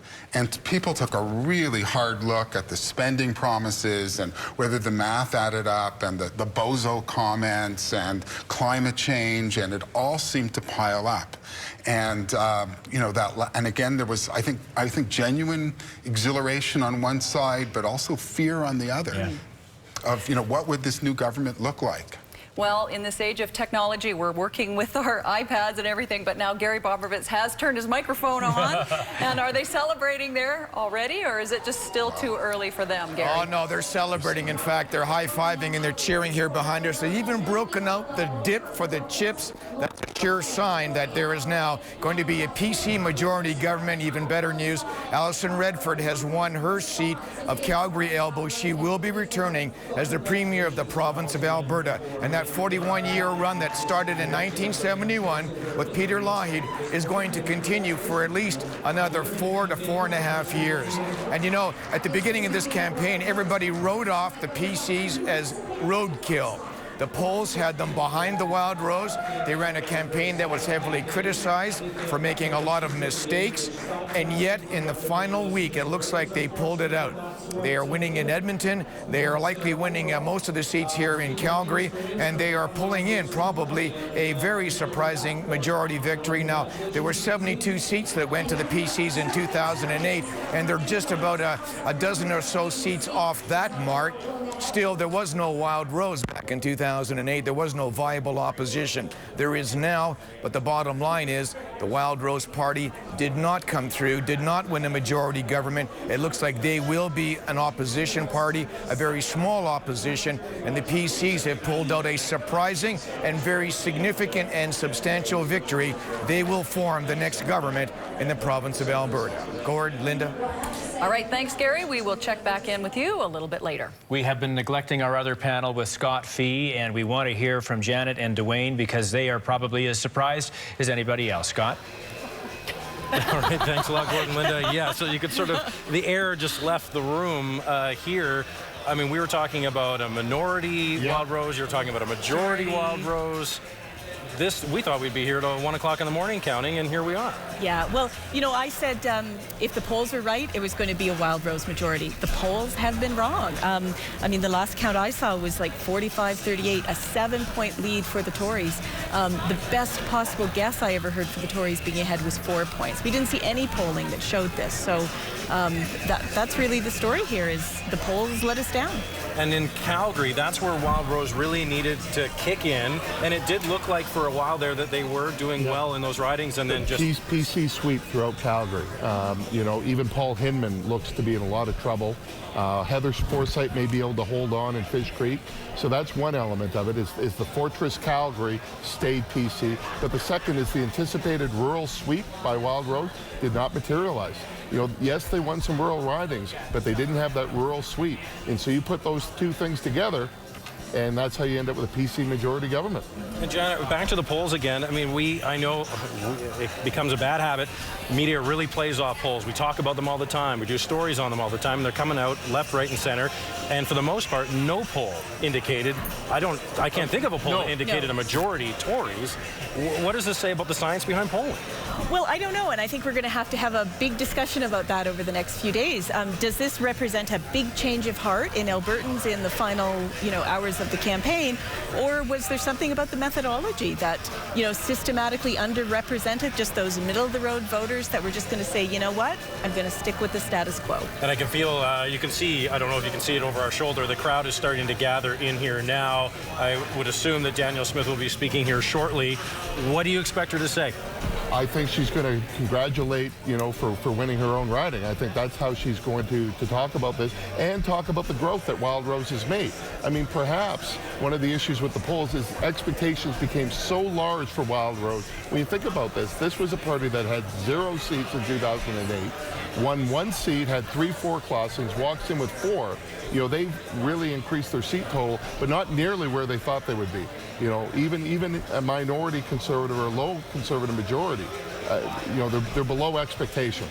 Can they spin that this is a good opportunity to have the Wild Rose looked at in opposition, and it gives Albertans a chance to see what they're all about? Does this give them this chance? Sure. They are now the loyal opposition, and even 2 months ago that was in question, right? So, I guess they have to see this as a victory, but it's a soft victory because the expectations were so high going into the evening. But we expect smiles from the opposition leader-elect? Oh, yes, I think she will, because, again, she won her own riding, and they went from 4 to 20, 4 to 19. So I think, she's going to smile, but not nearly as much as if she had 45 seats. All right, thanks a lot for your time so far. We'll be checking back with everybody here as we are waiting for Danielle Smith, obviously, to pop in. We can see the crowd behind me starting to gather, but we'll toss things back to you guys in studio. All right, thanks, Scott. And we'll go a little farther south now and head back to southern Alberta, check in with Tom Ralston at our sister station in Lethbridge to take a look and bring us up to scratch on those ridings. Tom? Well, Gord, they're certainly shaping up to be interesting. We'll check in on Lethbridge East first. Bridget Pasteur is out to the lead in that riding. Lethbridge West is also shaping up to be an interesting race. It's primarily between the PCs and the NDP right now. Originally, earlier tonight, we had the NDP off to a lead, but then more recently, it's now turned into a PC race with them just holding the slight advantage. Some of the rural ridings, Wild Rose is ahead in Cardston, Tabor, Warner. Livingston, McLeod is also a close race between the PC's Evan Berger and Pat Steer of the Wild Rose. And Little Bow is the other riding we're keeping a close eye on, and that currently has the Wild Rose in the lead as well. And the Wild Rose are also looking strong in both Medicine Hat ridings. Gord. All right, thank you, Tom. We'll check in again with you later in the night. Let's look at some more numbers, though, as they begin to roll in. David, we'll get you to pay close attention and get your observations in a moment. But Bridget Pasteur, actually, Kent Prestige did come back a lot initially in those first couple of polls. Bridget was way ahead. She switched over from the Liberals to the PCs when Alison Redford won, so she's hanging on to her seat so far. And the incumbent PC, 36% so far at this point. Greg Wiedek is in the lead. And over to Cardston, Tabor, Warner. Gary Bickman with the Wild Rose Party has been elected there over the PC candidate. Again, on the bottom of your screen there, 62 PC, Wild Rose now 17. Here's Blake Peterson with the Wild Rose, one of those in the lead, but a close battle here with 54% of the polls reporting. That's another race we'll watch tonight. Jonathan Dennis, have we given him? No, we can't give him the check yet with 17% of the polls reporting. It's a pretty good fight with Richard Jones and Wild Rose. Some of the ridings, no doubt, David, have a lot of ballots to go through because, you know, we've had quite good voter turnout this time around. Calgary Bow, Alana DeLong is the incumbent with a hefty lead there. Still no check mark beside her name as of this point. And Calgary Buffalo, the Liberal opposition member, Kent Hare, seeking another term. He's in the lead over the PC candidate, Jamie Law. I think we gave a check mark to Yvonne Fritz earlier, and she's got a, you know, driving by, that's the best name, though, I saw on a sign, Happy Man. And when I was driving out of the city, how could you not like the man and make you smile? But it looks like Yvonne Fritz is back in that battle, in that riding. And we have given the check mark to Christine Cusinelli, who is the PC candidate in Calgary Curry, Dave Taylor's former riding. And in Calgary East, Mo Amory, a longtime MLA. He is in the lead, but not by much over the Wild Rose candidate. Alison Redford has the check mark, 60% of the vote, so she is in good stead. She'll be back, and she's got to be smiling that big with what she's seeing on the board so far. Gwendolyn Fraser, the former dean of the MRU Bissett School of Business, and leading in a very close race with Heather Forsyth. Heather, of course, switched over from the PCs, and that's a battle we'll definitely watch tonight. And in Calgary Foothills, Len Weber, the incumbent, has won. Former VP of Weber Academy and son of Neil Weber, a longtime conservative, many years ago. Let's check in on this one now, too. Yes, Wayne Cow and Calgary Fort was what riding Janet thought she'd want to keep an eye on. Very close with the Wild Rose there, Jivan Mangats. So Wayne Cow, long-timer in 1995, 97, I believe, and that's a good battle there for sure. And this is a battle shaping up. The Wild Rose candidate, Paul Hinman, is trailing the PC candidate, Linda Johnson. And that is an interesting race, David. Yeah, I mean, it's a real shocker. I think if this trend continues, we can say that the Wild Rose is a Southern Alberta rural party. That they will have won, you know, a patchwork of seats here and there in Edmonton and Calgary, but basically they will have been largely confined to Southern Alberta. Well, let's take a look here again at the numbers at the bottom of the screen. 60 so far, PCs leading and or elected. Back to Calgary Hawkwood. Now, this is the new riding created, and it looks like Jason Luan with just 2% of the polls ahead of the Wild Rose candidate David Yeager there. And in Calgary Hayes, Rick McIver, who came second to Naheed Nenshi in the last civic election, former alderman known as Dr. No for his fiscal restraint, he has been elected in Calgary Hayes. Kyle Fawcett with a pretty good battle going on with Jeremy Nixon right now in Calgary Klein. Just about 40% of the polls reporting, and a slight lead for Mr. Fawcett there. Dave Rodney, as we saw earlier, with a pretty good lead right now with 22% of the polls. John Carpe, David, you mentioned earlier, a bit of a surprise, not a better showing there. Again, those are pretty early numbers. Calgary McKay Nose Hill, Dr. Neil Brown has been re-elected in that riding over Roy Alexander of the Wild Rose. And in Calgary, McCall, this is another close race, still too early to call, but Mohammed Rashid, the Tory candidate, is trailing Grant Galpin, who's airport tunnel advocate. Yeah. Pretty close to giving the check mark to David Swan if we have not already. So Dr. David Swan hangs on to his seat. Not a big surprise, David? No, again, one of these personal popularity seats. He's deeply respected. He's a humane person, has been great in the House, and as a doctor, he's been leading the charge on health care. So a lot of respect for him, as an individual, rather than for the Liberal Party. Right. Going in tonight, everybody was saying this is just too close to call. Are you surprised by what you're seeing?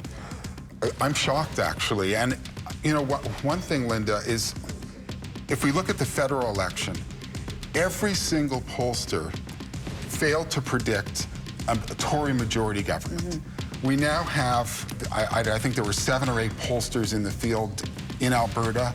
All of them were wrong. Nobody that I know of predicted this scale of a Tory victory. In fact, everybody was saying a Wild Rose victory. And I think we have to argue, and Janet Brown did, that we have to look at polling again, and we have to look at the journalistic addiction to polling, because there are real problems of methodology that, where there are question marks, and we shouldn't just take them for granted. On the other hand, we did see, or we began to hear, that there was a shift in the last week, that the Tories who were very glum 2 weeks ago were beginning to feel like they were making some ground, making up some ground, and obviously it just went whoosh the other way. So, I mean, obviously we're going to question what the polls did, because we were thinking it would be maybe a huge Wild Rose majority. But they did sort of change to the end as well. I think you're right. I mean, they did change. And again, there's nothing like being in the ballot box alone, and you're with your own soul, but not like this. Yeah. This is landslide. We're going to get to some more numbers, David, because we have a surprise in one particular riding. I think we're going to check the Calgary and area ones, and look at that. Ted Morton, finance minister, incumbent, longtime Tory, ran against Alison Redford in the leadership, has lost to former broadcaster, worked here at Global News, Bruce McAllister. I saw moments ago that Sandra Jansen won too, so it's 2-7 is 2-0 today, folks. Gav Cochrane now. This is a great battle. Ron Casey with 946 votes at just early on again with the polls. Tom Coppathorne, though, the rancher, giving a great fight in that riding there. In Highwood, we can see again a pretty good battle. Danielle Smith hanging on to a slight lead over John Barlow of the PC. So another riding we'll watch. 36% of the polls there showing. And to Olds Didsbury, the Wild Rose candidate Bruce Rowe has been elected over the PC candidate. And one more set of numbers here to show you. Strathmore Brooks over the incumbent Arno Dirksen is trailing, or he has lost actually to the Wild Rose candidate Jason Hale, former bullfighter, I believe. Let's check in with Reed Feist now and catch up with how things are where you are, Reed. And I'm thinking a little somber there. Well, there were some cheers, though, as they have the TV on Global. So they were watching those results. They were certainly happy with those. But before then, yeah, quite the somber mood here. A lot of people, long faces, some people in disbelief. We actually have 2 voters here. They actually volunteered as well on Danielle Smith's campaign here in the Highwood riding. We've got Angie and we've got Katie. We'll start with you, Angie. Just a reaction to these results. So far, not okay, because I don't like the PC dynasty. I want it to end because, as I says, they don't do enough for people with disabilities. They need to actually do more. And that's why I voted Danielle Smith, because from what I've heard from other people, she cares about people, genuinely. And whatever happened this week to kind of oust the results, people need to stop backstabbing each other and getting along. And Katie, you said earlier to me you weren't doing very well. You're in disbelief. Is that the best way to describe? Disbelief and defeated. Yeah, feeling really defeated. I was really hoping for a better outcome for Danielle, although I'm really happy with the results we see here in the Highwood area. That's wonderful. Just goes to show that you don't have to be here 20 years to be a member of this community. And what do you think? Why did you support the Wild Rose? Why did you were a supporter of the PC party before? Yes, I was a longtime supporter of the PC party since I was 18 and able to cast a ballot. The PC party left me. I didn't leave the PC party. And I was really, I really think it boils down to complacency and voting for the devil that you know. And so that's it. Do you think there was people that were scared either way and they thought, we'll stay with the status quo? I think the smear campaign over the last few days with the calling the Wild Rose and their supporters bigots, I think that had an effect, unfortunately. Yeah, it's just really, it's just a defeating feeling when you want something so much and you know, 41 years, it's time for a change. Well, thank you very much for your opinions, Katie and Angie, two Wild Rose supporters here at the Highwood Golf and Country Club. As you said earlier, Gordon, Linda, some long faces, some disbelief. There was a lot of hope here as the night started that perhaps the Wild Rose could form a government. Now it doesn't appear that will happen. Back to you. Thanks, Reed.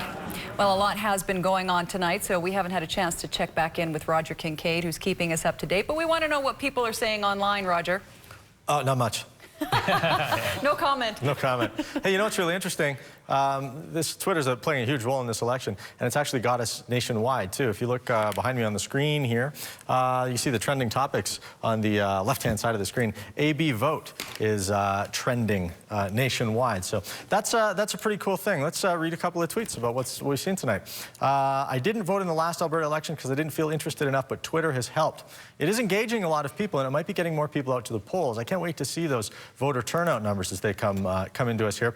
Watching from Saskatchewan, going to be a nail-biter, depending on who wins, could have lasting effects here. I pulled this one from quite some time ago. I mean, we pretty much know what the conclusion is going to be now, but just goes to show you how people are watching it from all over the country. Believe that the PC will win the election mainly because Albertans have lived and grown with them and they won't favor change. Yeah, I think we could be seeing some of that tonight. It looks like a collapse of the Liberal vote. Is that what happened, or did the PC party move to the Liberal side of the spectrum just enough to capture the votes? Either way, Global has predicted a PC majority tonight. I'm already setting to work on the cabinet, and this is what I think it looks like here. This is Thomas Lukaszuk right here. We're going to see up there Fred Horn. He's a little grouchy despite having won tonight. And oh, there's David Chow. This election has surprised a lot of people. All right, thank you, Roger. Well, I think Roger has kind of shown his colors over the course of the campaign, so maybe it's not a surprise that he's got some Smurfs in cabinet. Having a little bit of fun tonight. So I think we're going to do some more numbers right now.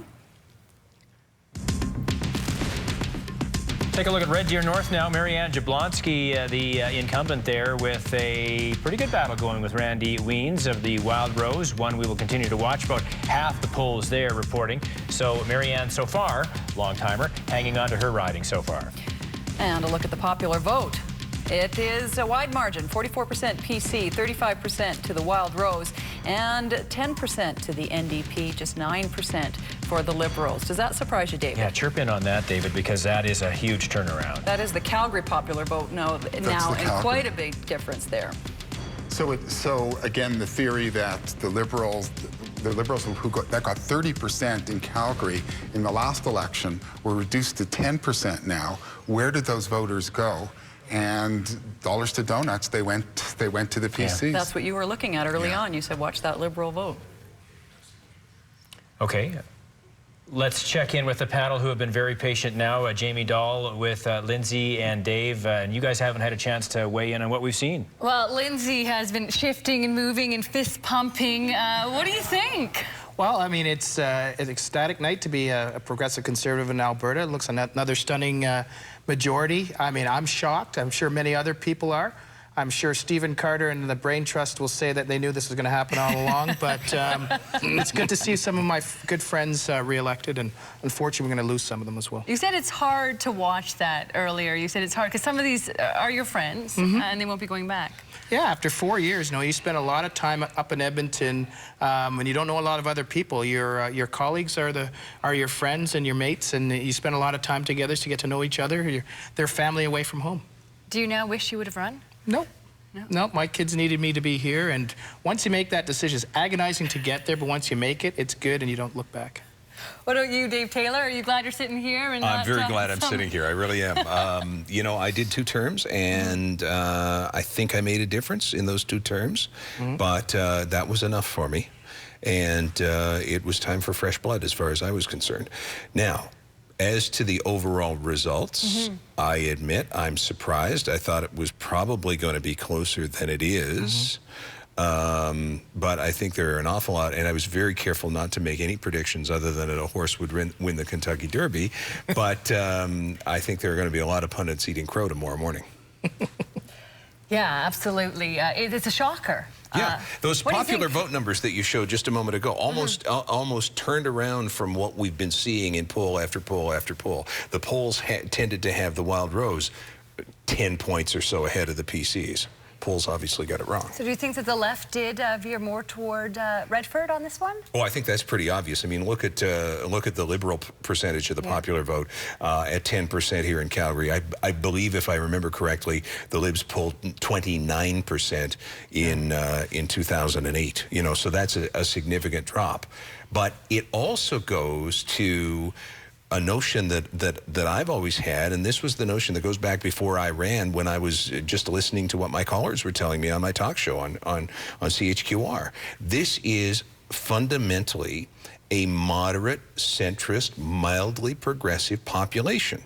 And the far right does not represent the majority of Albertans. And I think what you also see there, the Liberal Party, they talked about whether the vote would collapse, and they're still at 12%.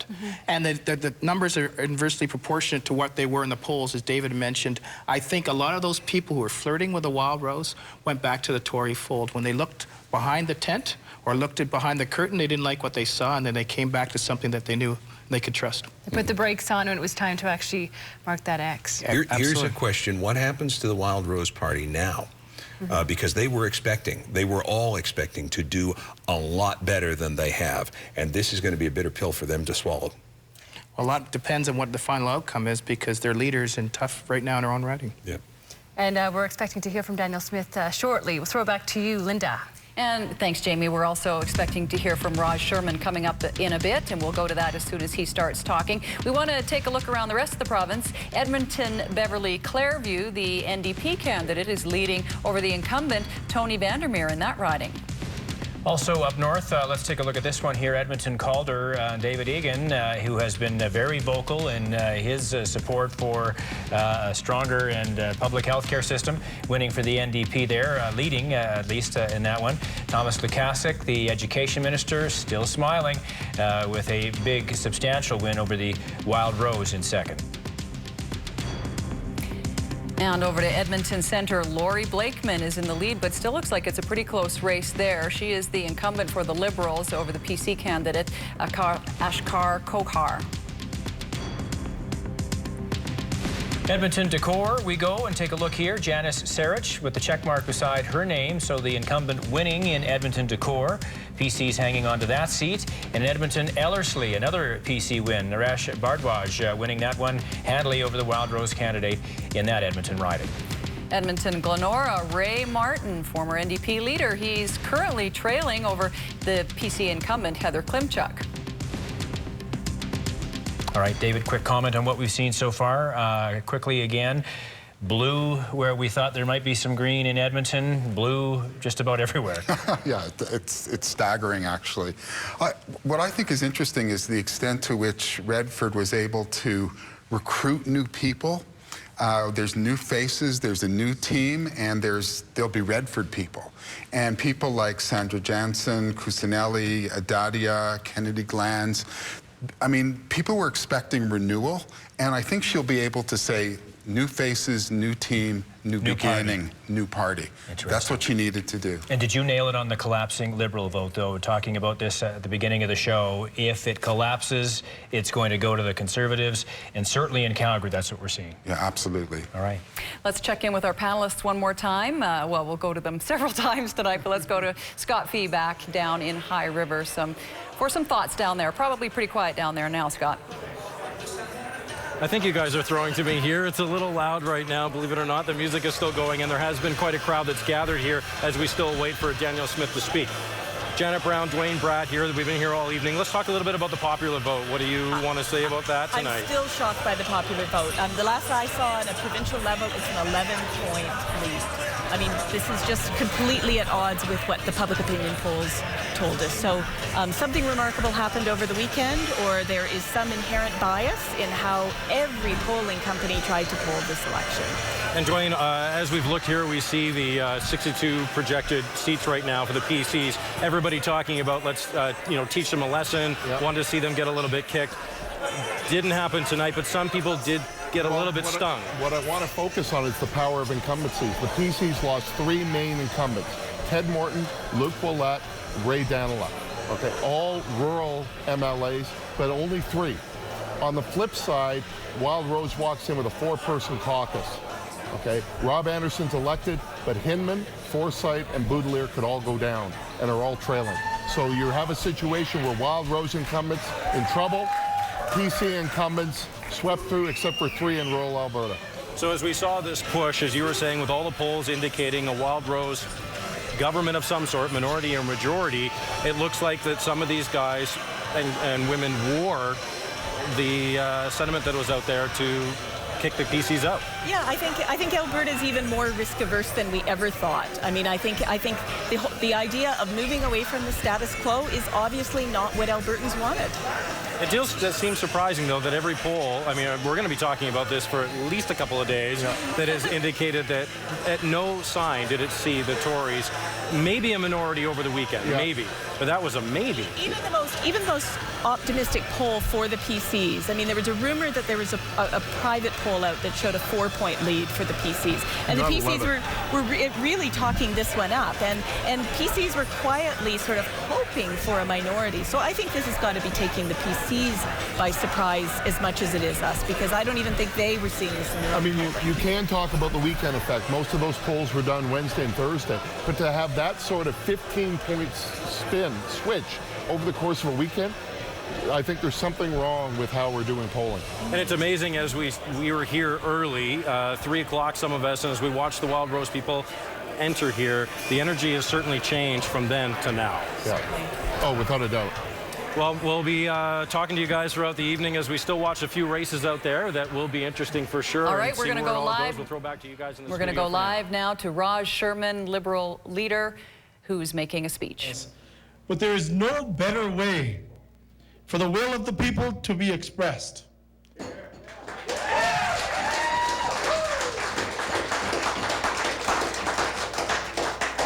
And tonight, the people of Alberta have made a decision. And although it may not be the decision that we had hoped for as Liberals, but when this campaign began 4 weeks ago, we must remember a great maxim of democracy. The people are wise. And it is out of deference and respect for that wisdom that I congratulate Alison Redford and the Progressive Conservative Party. And I congratulate Premier-elect Redford on an election well fought.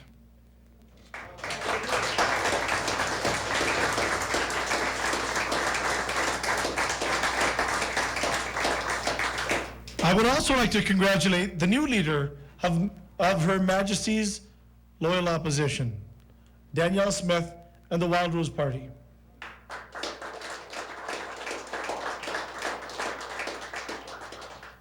As well, I'd like to congratulate Brian Mason and the NDP for doubling their seats.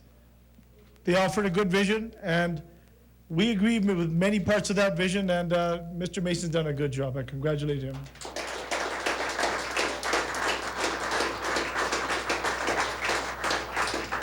And let's not forget Glenn Taylor of the Alberta Party. I thank them and welcome them onto the stage in Alberta politics. All ran outstanding campaigns and will play key roles in our next legislature and in our democracy as we strive to meet the needs of Albertans and to make our province greater than ever. I also want to congratulate the Alberta Liberal candidates that have been declared: Dr. David Swan,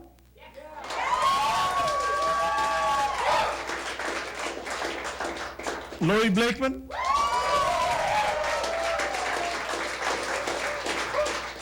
Ken Terr,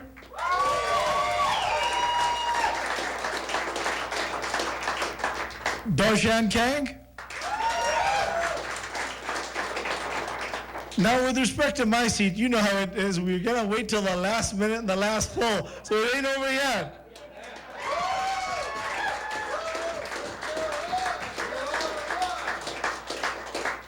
You know, you're only as good as the people around you. And I have to tell you, I have a lot of fantastic people around me. A special thank you to my family, my friends, volunteers, and all the family, friends, and volunteers of all the candidates in this election, from all parties and all candidates. I personally know I couldn't have done this without the love and support and sacrifice of my better half, Sharon McLean,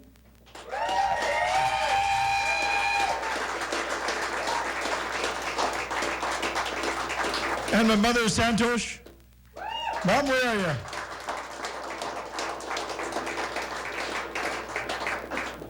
My children, Samina and Akash.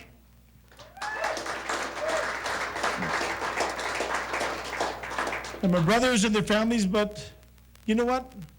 Each and every one of you, all the candidates, we had a fantastic team that we built around. The Liberals, we're coming back.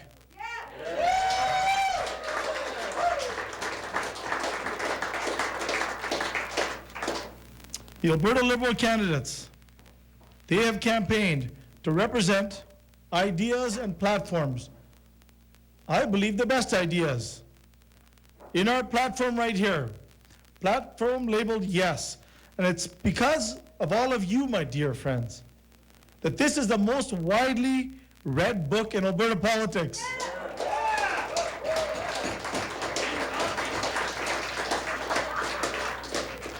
The ideas it contains are developed by its members and by the people of Alberta and are so powerful that every other party borrowed ideas from them.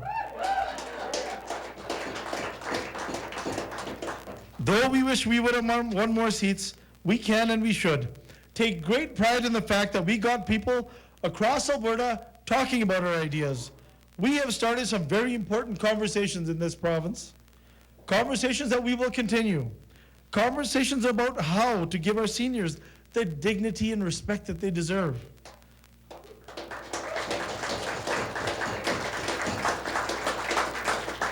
Conversations and solutions, how to fix our broken healthcare system. How to make education more accessible and affordable for all Alberta's children.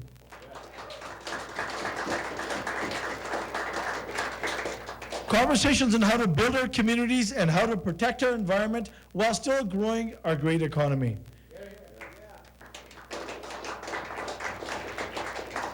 So my dear friends, tonight we have a lot of reasons to hold our heads up high. They said we were going to disappear, and we haven't. We're still sticking around. And we must focus on what we have to offer Albertans and how we can build upon what we've accomplished together in this campaign. Because we have much work to do to get ready for the next election. We will be stronger than ever at that time. My dear friends, I liken this just to the preseason. Now we have 4 seasons of regular season coming up, and the real playoffs for us are next election.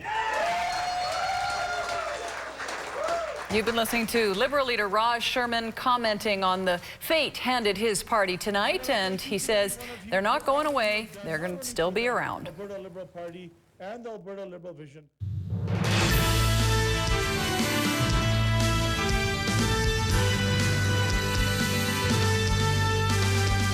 Well, welcome back. It's turning out to be quite the night in Alberta politics. Our coverage of the 2012 Alberta election continues now.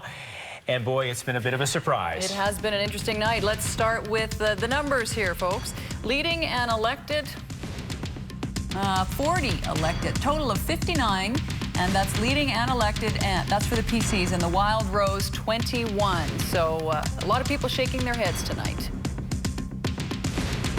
Popular vote. This is across the province now, and talk about a flip-flop on the polls we saw heading in. 44% for the PC party, Wild Rose 34. Those were the bigger numbers that we saw the last couple of weeks leading in. Flipped around though, Wild Rose with the lead. When it came down to voting though, look at those numbers now. David Terrace talking about 30% of the Liberals in Calgary last election in 08. down to 9% across the province, and probably about that here in town as well. And that was the tone you got from Raj Sherman's speech just a few moments ago. Calgary Elbow, a smiling Alison Redford has been re-elected in her seat, and her party has been handily handed a majority tonight. And in Highwood, Wild Rose leader Danielle Smith, still no call on that riding. It's close, but Danielle Smith is leading with 51% to take her first seat in the legislature. Now, the incumbent here, not yet eliminated, but with 56% of the polls reporting Raj Sherman, who we just heard from, in a real battle with Bob Maskell of the PCs.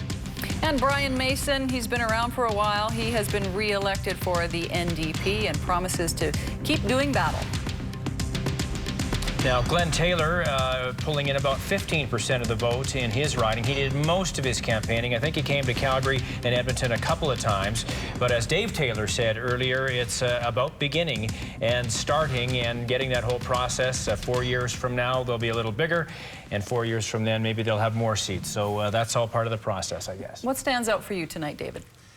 Well, I think it must have been, the last few days, and I think there was a sense of fear because, we had all of these crazy statements by candidates. I think climate change all of a sudden emerged as an issue, and Danielle Smith was booed.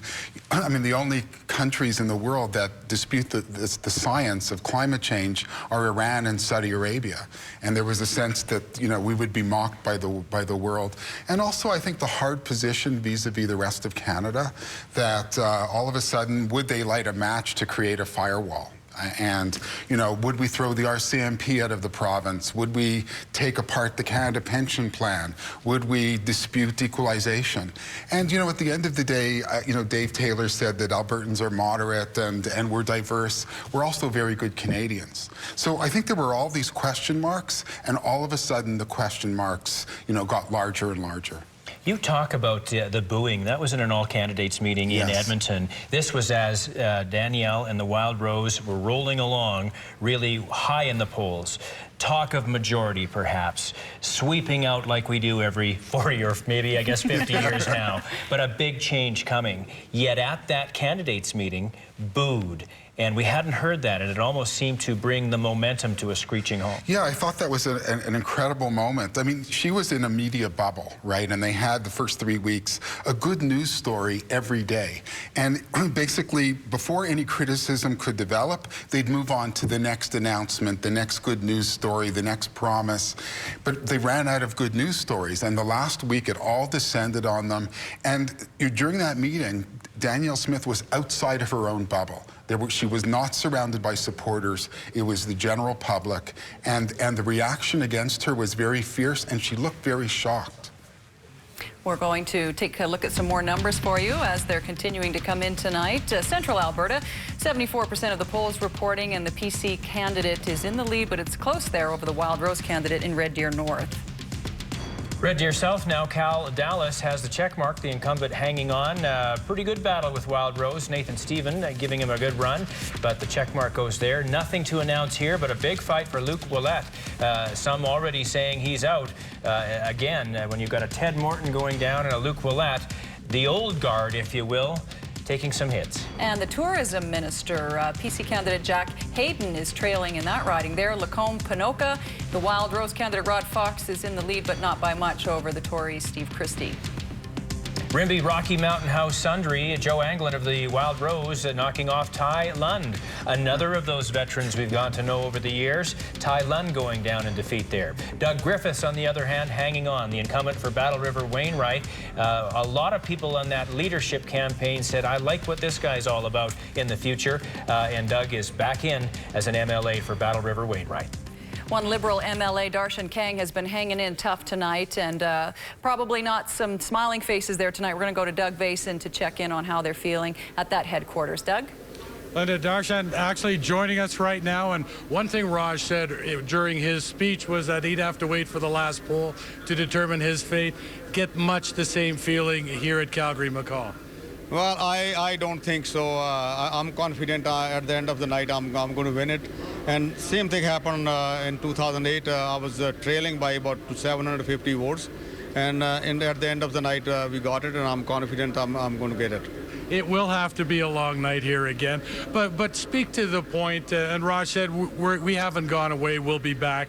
But the fact remains that a lot of voters from the last election chose not to vote Liberal this time. What does this party need to do? Well, I think, we party has been on the right track, and we will be back. Our party policy platform, it was 70% Albertans, they agreed with that. And Leger marketing poll too, they did the poll, and 56% of Albertans, they agreed with our policy platform. And I think we are on the right track, and we will be back. Well, Darshan Kang, hopefully in a three-legged horse race here tonight, or maybe a two, but he's determined to win it at the end. Will be a long night here at Calgary-McCall, guys. Yeah, it is close there. We're going to check some more numbers for you as we go around the map here, and we'll keep you up to date on what's happening in Calgary-McCall a little bit later and check back in with Doug. So let's see some of the other numbers. I think we're going to start with Calgary-Glenmore. This is the riding of Paul Hinman, and the check mark goes to Linda Johnson of the PCs over Paul Hinman of the Wild Rose. That is a surprise there. Calgary-Greenway, Manmeet Bhullar is the incumbent. He has been re-elected over Wild Rose candidate, who still got 35%, Ron Leach. Calgary-Hawkwood, now this was the new riding created. Jason Luan with 47% of the vote, so very close to giving a check mark to his name. Too close to call yet, but a good lead for the PCs there. And back in politics, Rick McIver, folks. You didn't think he'd be down for very long, did you? He keeps busy, and he's the new PC representative for that Calgary riding. And not a call just yet, but the incumbent Kyle Fawcett is leading for the PCs there over Jeremy Nixon, son of Pat Nixon, founder of the Mustard Seed. Again, we see Calgary going blue. Some ridings, the Paul Hinman one, you went and nodded your head when you saw that. Yeah, that was a shocker. Bit of a shocker, or was that one you thought would be a close one? You know, last week everybody thought that there were X number of ridings in Calgary that were in the bag for the Wild Rose, and that was one of them. Yeah. Because he was the incumbent. And not only did he lose, but the extent to which he lost is pretty incredible. More numbers coming at the bottom here. 59 for the PCs, elected or leading. I think the last count we had 40. Let's go to Calgary-Acadia. Start at the start here. The incumbent, Jonathan Dennis, Solicitor General, with a good battle still going. 72% of the polls there. And Calgary-Bow, Alana DeLong is back in, the longtime veteran, winning again for her constituents. And now we'll head over to Calgary-Buffalo. The Liberal incumbent, Kent Hare, a lawyer as well. And David, you said this is one of those ridings where perhaps the popularity of the candidate won out over the party in that case. Calgary Cross, Yvonne Fritz is a longtime MLA, a former nurse and former alderman. She has won again in that riding. And Calgary-Curry, the PC candidate, has won. This was the riding vacated by Dave Taylor, who's one of our panelists tonight. We'll check back in with him a little bit later. Calgary-Curry, we move on to Calgary East now. Mo Amory, been there since '93. He'll get 4 more years under his belt. Not declared just yet, and with only 29% of the polls showing there, maybe I jumped the gun, but he does have a fairly good lead there. Premier Alison Redford taking her riding Calgary-Elbow tonight. Right, we're watching for Brian Mason now. He did double his seats. Raj Sherman made a comment about that, so Brian's got to be happy with gaining 2 more seats. Let's hear what he has to say about what happened here tonight. No doubt he's as surprised as everybody else. Yeah, big smile on his face tonight. You would say that's a success, David? Yeah, absolutely. For the NDP to go to 4 seats, that's a success for them. Well, you know, at the risk of repeating myself, we're going to need a slightly bigger phone booth. I am so excited that we're going to be joined once again by David.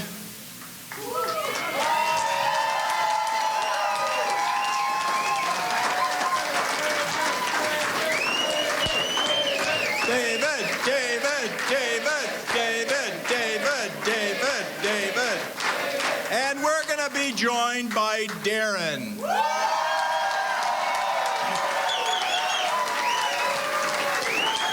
Now, there's a few others I would have liked to have join me in the legislature, and I want to thank them for the hard work that they have done. on behalf of the people of Alberta, and I want to thank all of the people that worked so hard to try and elect them to the legislature. But I can tell you, we're going to have a renewed NDP opposition in that legislature.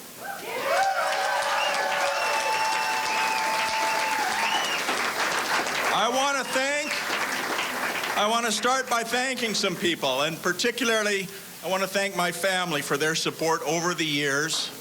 It's been fabulous. My wife should be a saint, I think.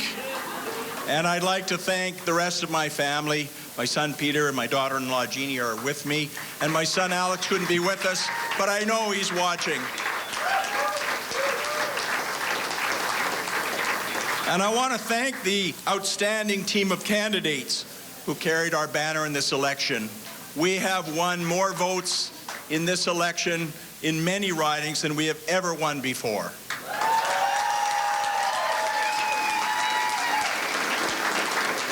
I want to thank the volunteers and the staff who worked so hard to make this night possible. And I would like to thank, last of all, the voters of Alberta who have given us their trust to represent them in at least 4 ridings.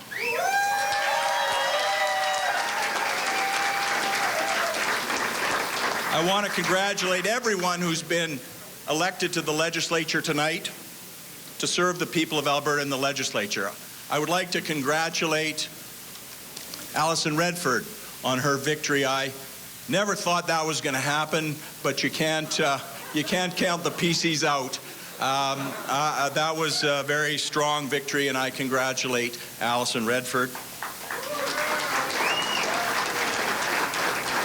And I congratulate Danielle Smith on becoming leader of the official opposition, and then Raj Sherman for a very good campaign as well. In this election, we ran on 5 planks that will guide us in the next legislature. Affordable electricity, protecting and expanding public health care, and we will not compromise on that. We will stand up for public health care come hell or high water. We also are going to continue to fight to help children in this province succeed, to give them everything that they need at every age to become the best possible citizens and the greatest success that they can possibly be in their lives.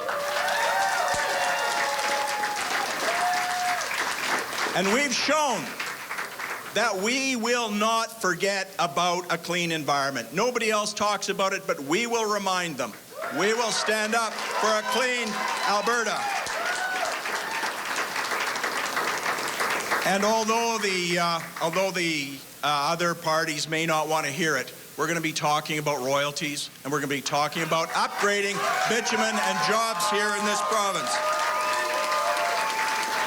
My friends, we respect the decision of the voters, and all of the parties are going to have to find a way to work together to serve the people of this province. Our priorities are clear. Albertans can count on New Democrats to work in the new legislature to be constructive, responsible, and focused on the issues that matter to average Alberta families. Exactly what they saw from us in the campaign. This is not about personality. This is about getting the best possible policies for the people of this province.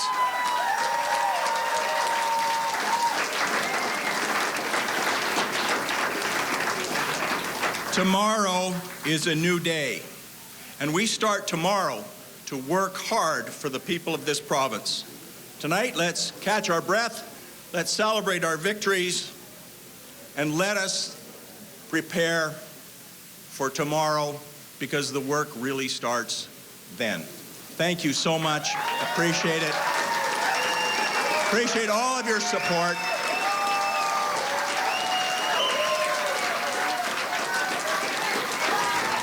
Brian Mason in Edmonton, folks, come hell or high water, to quote him. They're going to continue to fight for public health care. Your reflection on what he had to say tonight? Well, you know, again, he's, you know, they did double the number of seats, but he you know, there was a while there was he was living in a different fantasy land. He thought there might be a minority government, they might have 6, 7, 8 seats. He would be the queen maker, and he would be the one deciding policy ultimately. Right. And of course, you know, his fantasy land evaporated. Yeah. Just like the Wild Roses did. But is that the sense that he got from the campaign? I read an interesting quote where he talked about he's never been in a situation where people have been honking and waving at them when they're in one of their vans driving around. It wasn't because they were cutting people off, it's because it was friendly. So maybe he had a different expectation this time around. Yeah, and I think, you know, a lot has to be said for him personally. During the debate, he was very dignified, he was very authoritative, he's always been very constructive. And so, you know, there's a lot to be said for him. You know, he did want to keep it civil from the beginning, exactly, right? And he was one of the moderate, quiet, civil voices, and that was really important here in the election. We're still waiting to hear. We understand Danielle Smith will be speaking shortly. Let's check in with Reid Fiest now to get a feel for what's happening there. Quick look at the numbers there. The check marks by her name now, folks. So to you, Reid, and here she comes with a big smile. Yes, Gord, we're right here. Danielle Smith coming out. Of course, supporters happy that she will have won her riding, but of course very disappointed here that perhaps the party didn't have the effect on Albertans as they had hoped. Lots of smiles from Danielle as she approaches the stage. She's been here since about 8 o'clock watching these results come in, but we've been talking to many supporters who are a little stunned, to be honest, about the results as they came in here tonight. And many will tell us that perhaps they say the controversy over some of the comments by Ron Leach up in Calgary about his multiculturalism and his race may have had an impact on voters. Other controversies about gay marriage from another Edmonton candidate may have been enough for some voters to decide, no, we're going to stick with the Progressive Conservatives. We won't give the Wild Rose a chance this election. She gets up to the podium and we'll listen to Danielle Smith. Tonight we found out that change might take a little longer than we thought.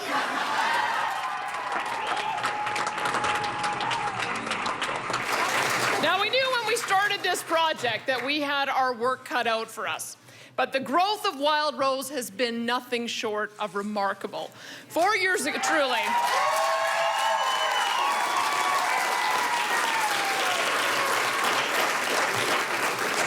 4 years ago in the 2008 election, we won no seats. And when I took over the leadership of the party in 2009, we had one MLA, Paul Hinman. And we were up against a premier and a party a year removed from one of the largest majorities that had ever been registered in Alberta.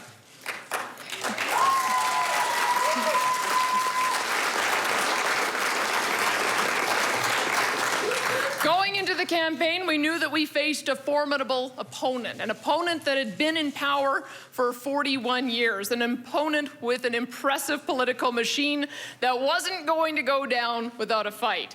As the campaign wore on and the signs of momentum became more and more apparent, and the belief took hold that we could pull this off. And we ran a great campaign, a campaign I'm very proud of.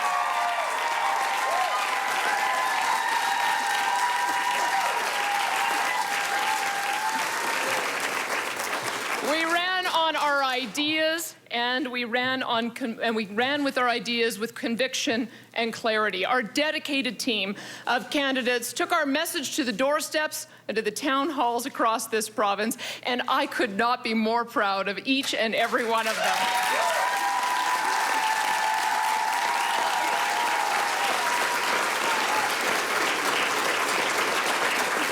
That being said, I acknowledge that we wanted to do better, and we expected to do better. Am I surprised? Yeah. Am I disappointed? Yeah. Am I discouraged? Not a chance.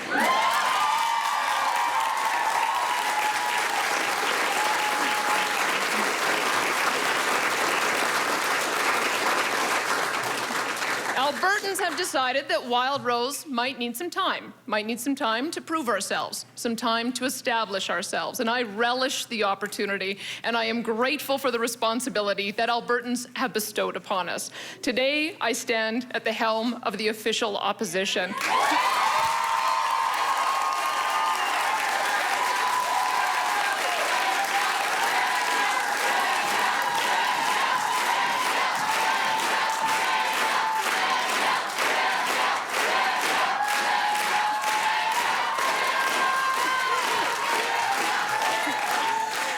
I'm not alone. I've got a whole bunch of incredible Wild Rose MLAs ready to head to Edmonton to hold this government to account.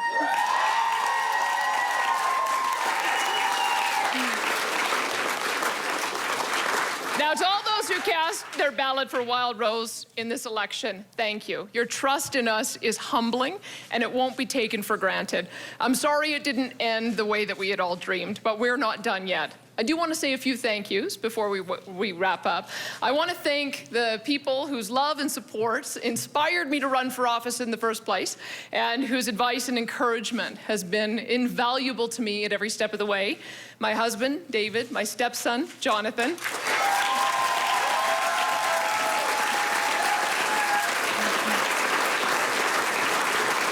My parents, Doug and Sharon.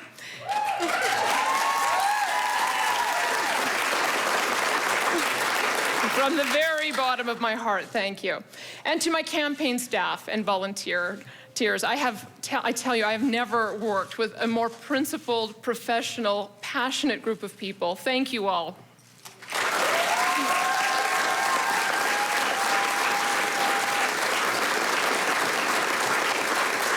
I have phoned Premier Alison Redford and congratulated her on her victory tonight. Now, we may differ. Yeah, please. We may differ on many issues, but we share a deep love of this province and its people. And I certainly look forward to debating with her in the legislature.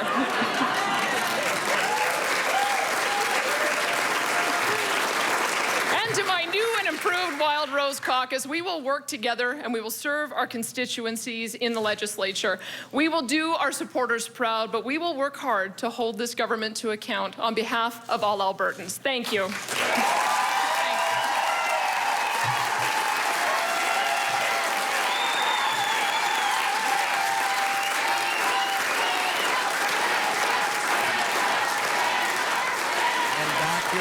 Reed Feist here reporting from Wild Rose headquarters. You see the cameras in the way.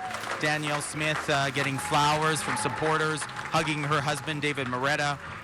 She thanked her family, her supporters, her stepson for their support.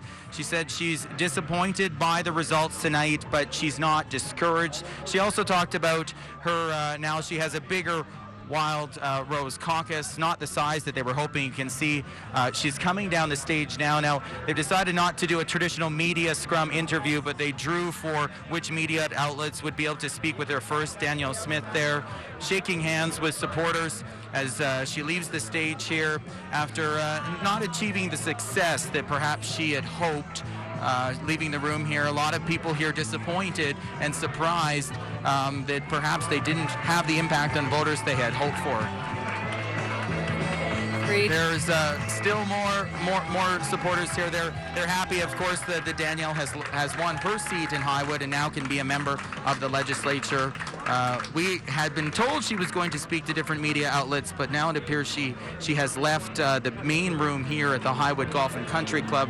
Back here, people are trying to stream out as well, but it appears that some people, of course, some voters, they wanted to go with the PCs. Perhaps some of the controversy in the last week or so of this campaign had an impact. Many people were predicting perhaps Wild Rose minority, but a lot of surprise here among Wild Rose supporters here in High River that, in fact, again, a PC majority tonight. But again, we also heard that the Wild Rose leader also called Alison Redford, and they got applause here from supporters, giving her props to her success here tonight. Back to you guys. Thanks very much, Reed. And following on those comments from Danielle Smith and David, she said she was a proponent of change going in. She really wanted change. She said change will take a little longer than we thought.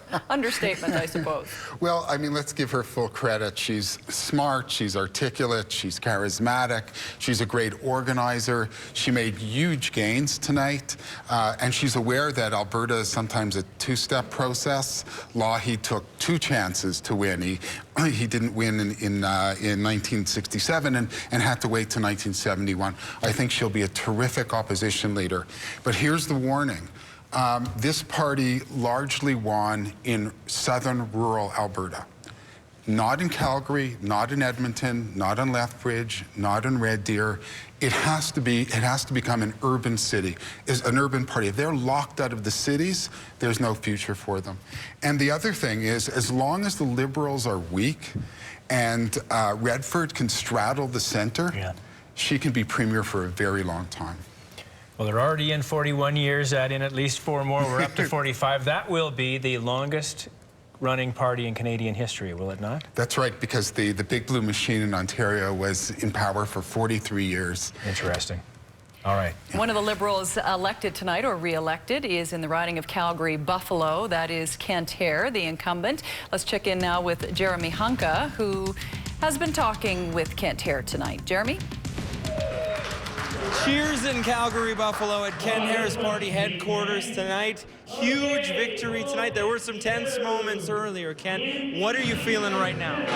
Yeah, I'm of two minds. Of course, you're always thinking about the bigger picture, and our party didn't do as well as we hoped. I thought we had a fabulous platform. I thought Raj handled himself excellent throughout the whole campaign. But nevertheless, I'm here tonight to thank the people of Calgary-Buffalo who have honored me with representing them in the legislature for 4 more years. There was some talk from some analysts that the Liberals could be relegated down to just 2 or 3 seats, or even wiped right off the electoral map today. That didn't happen. How much is that? Well, in Calgary-Buffalo, you got to remember, I live in Calgary-Buffalo. I eat in the restaurants. I shop in the grocery stores. I go to the pubs. These people are not only constituents, they're friends and neighbors. So it was an honor to run again. And hey, as for the Liberal Party being wiped off the map, the value system of us fighting for equality of opportunity, for us fighting for public health care, for us fighting for public education, those things will never die. So let's understand that. All right, thank you very much. Congratulations. That's Kent Hehr, re-elected in Calgary-Buffalo. Back to you. All right, good timing now. Let's go quickly to the Met Center here in Calgary and Gary Bobrovitz. Gary? Well, Gordon, Linda, Bill Smith, the president of the PC party, has just announced that newly elected Premier Alison Redford is about to enter in the hall. If you go to the right here, you can see there's a line forming. All her supporters are clapping hands, and the music's playing, and she just arrived by limousine outside the Met Center. We're expecting her to walk here inside the facility in about the next 2 or 3 minutes. And of course, she's riding a crest of happy people. They're jubilant because they have successfully elected a 12th consecutive majority government here in the province of Alberta. That string going back more than 41 years will now continue. They've taken almost 60 seats according to the current projection. And here's a bit of trivia. Premier Alison Redford has won more seats as a rookie premier than another famous rookie premier, Ralph Klein, back in 1993. So that is truly a substantial and very significant victory for both the PC party and for Redford personally.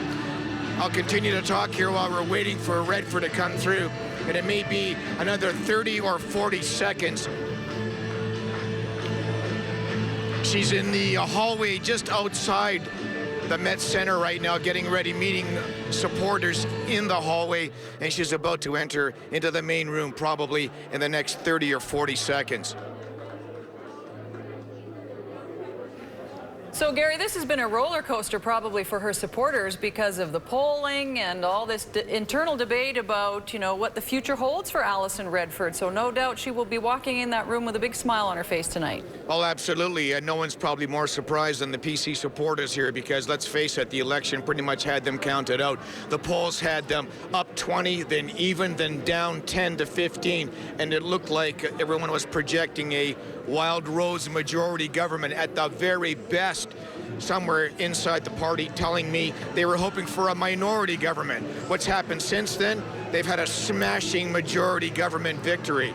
And some of the most surprised people are probably the pollsters that have been predicting these very unusual numbers. Now, I've been told by Stephen Carter that they had, in his view, more accurate polling inside the party, and that those numbers showed that they were going to cruise to a majority government.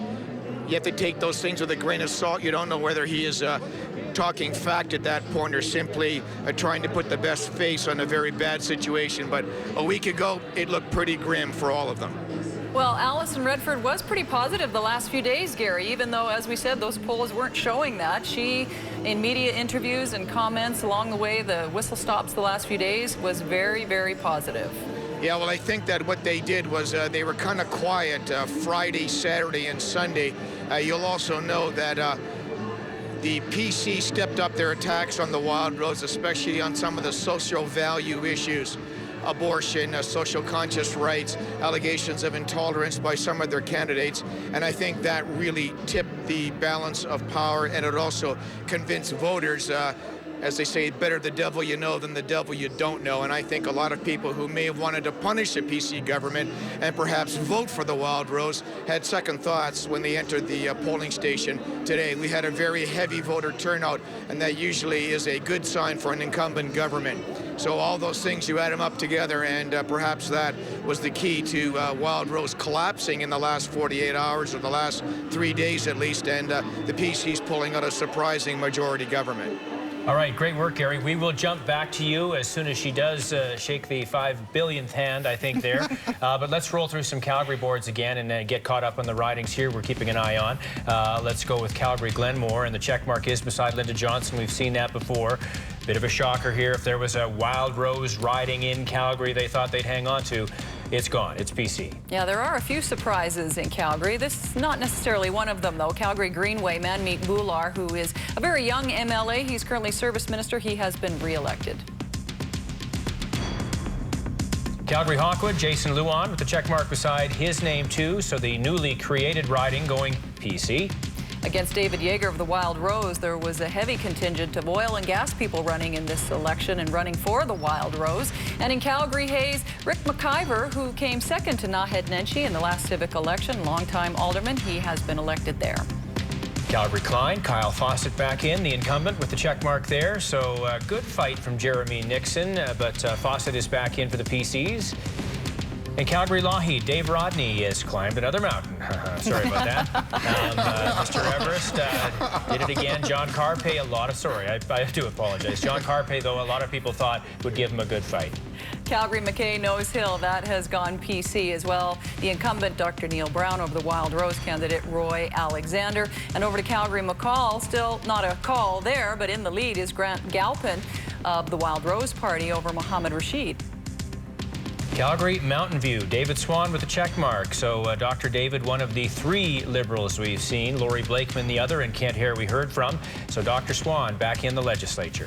And Calgary Northwest, a former broadcaster. In fact, she worked here. Sandra Jansen, a number of years ago, has been elected for the Tories. She was the manager of communications for the Premier's office as well. Teresa Wupa back. Good check mark with Teresa. Prasad Panda from the Wildrose. Decent fight there with 36% of the vote. Teresa, though, back in. A close race still in Calgary Shaw, the Wildrose candidate, just in the lead over the PC candidate for Farouk Adacha. This was the riding that was formerly held by Tourism Minister Cindy Adey. Calgary Southeast now, Rick Fraser with the check mark, so he gets the win. And Bill Jarvis again, it was pretty much PC Wildrose 1-2 throughout most of the city as far as the races go. This was a riding that was held by a Liberal, Bruce Payne, and now it has gone to Donna Kennedy Glanz in Calgary Varsity. This riding includes the University of Calgary, and it has been a Conservative stronghold. And the man who had 2 goes at it to get the nomination, Ken Hughes, with a convincing win over Andrew Constantinidis. So Ken Hughes, Gary Bobrovitz had speculated weeks ago that health minister, something with the health board, we shall see. Of course, the AHS job he had. Ken Hughes, though, now going as an MLA to Edmonton. A close race in Calgary, Acadia. Jonathan Dennis is the Solicitor General. He's got 46% of the vote at this stage over the Wildrose contender. Also a lawyer, Richard Jones. Any surprises as we rattled through the Calgary ridings, David? I just can't resist saying about David Rodney. I've been saving the line all night that he's the world's greatest politician at a height of 29,000 feet. But he's a pretty great politician in Calgary, too. So, but, you know, when going through those numbers, what's really, you know, there's been a lot of talk about high voter turnout. It seems to me, based on the numbers that we've seen on the screen, that in fact voter turnout was low. Well, I haven't seen any numbers yet, though, but it's interesting. We were talking about the advanced polls being busy, and then Jeremy Hunka today in our newscast at 5 and 6, when he went in to talk from the poll we went through live from Northeast in the Mayland Heights area, said they're saying it hasn't been crazy busy. So, you know, maybe there were some indications. Everybody thought this was going to be the case. We'll have to see the numbers when they all come in. And the last election, we had the lowest voter turnout in Canadian history. 40%. It was only 40%. And what was terrifying was that only 1 in 5 people under 35 voted. Wow. So it would be interesting to see the numbers, but I'm not seeing huge voter turnout in these numbers that we're seeing. Well, we thought this one might rival 1993, which was a huge voter turnout. It was over 60% at that time. People really wanted to say when Ralph Klein was in power. Yeah. We'll see.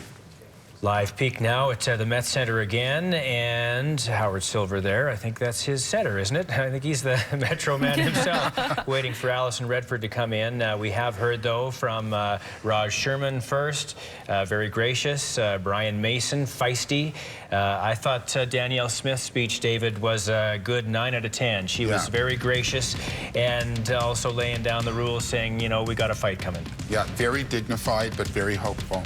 We'll quickly go through some numbers here one more time for you just to get a sense of where all the MLAs have been elected. The incumbent Alana DeLong has won in Calgary-Bow. And in Calgary-Buffalo, the Liberal Kent Hare, the incumbent, has been re-elected over 27-year-old social worker Jamie Law for the PCs. Calgary Cross, Yvonne Fritz, the winner there. Happy Man in second, and Narita Sherman getting about 10% of the vote, as did the NDP candidate, Reynaldo Contreras.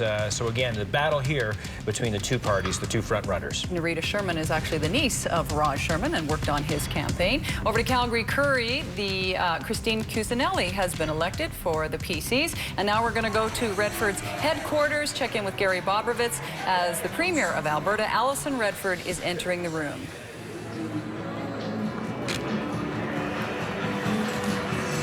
She took her daughter to the polling booth today, and you know, she practices what she preaches, getting the youngsters involved in the democratic process. So her daughter came along with her today, and there's her husband in there as well. So she's doing the high five, getting the smooches, a big grin on her face. It's such a difficult thing, these campaigns, and we should maybe get Dave and Lindsay to weigh in here again before we close down, because the pressure must be so immense for candidates and also for leaders. Cal has his work for him, too, protecting the Premier. He's protected a lot of great premiers, and he's working hard to make sure everything goes well tonight as well. Okay. And, you know, David, this campaign really took a turn. It started out about the issues with platforms being rolled out daily, and it just seemed to take a bit of a nasty turn. So are these candidates battle-worn now? Well, I think they'll take a long vacation after this was one of the most turbulent, emotional, nasty, and it was literally like, you know, previous elections were like, in Alberta, were like lawn bowling. You could go to sleep. This was playoff hockey every day. That is a good analogy. You can hear the excitement again. It's interesting. There was a couple of good op-eds in the newspapers in the Herald. I know Alicia Corbella wrote one a week or two ago, and there was talk that she should have called the election, according to some, back in the fall after she was elected. She got the job. She should have called it after the budget was brought down several times, several opportunities. At that point, things were looking grim. At the end of the day, though, she's getting the hugs and the smiles. Yeah, there was estimates that if she had called it in the fall, maybe she'd be in the 70-seat category, but this isn't too far off. This is pretty good. So is this a major success, David? Oh, I mean, she has to be delirious. Yeah, pulled it out of the fire. Pulled it out of the fire. I mean, it was a near-death experience.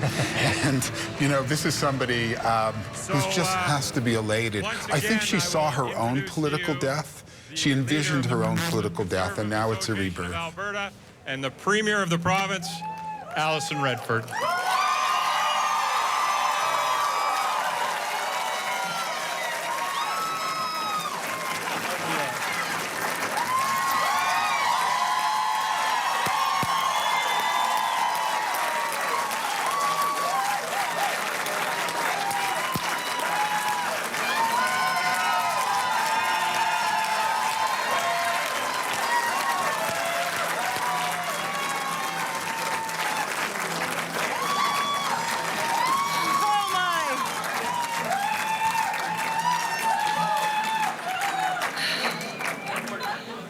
Oh my.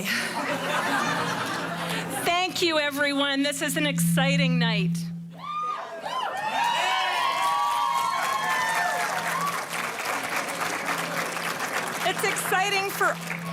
It's exciting for all of us who are members of the Progressive Conservative Party, and it's exciting for Albertans. And I'm so proud to be with you here tonight, and I just wanted to take one moment to say thank you to my family, my daughter Sarah. It's early enough that Sarah's allowed to stay up, so Sarah's here and she's very excited.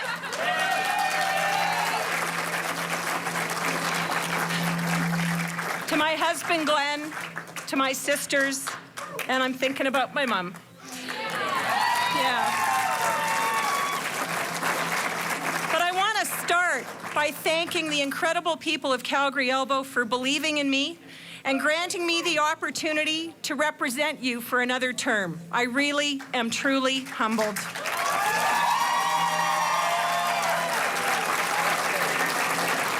And to all of our candidates and volunteers who worked so hard and never gave up, even when the going got tough, I thank you from the bottom of my heart.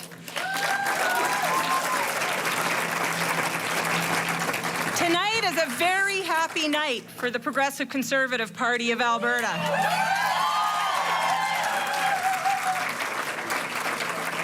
But there is certainly some disappointment. My heart goes out to the men and the women who put themselves forward in this race and were unsuccessful. To those candidates and to the volunteers in those constituencies, I want you to know that we will continue to work with you. We will continue to need your help.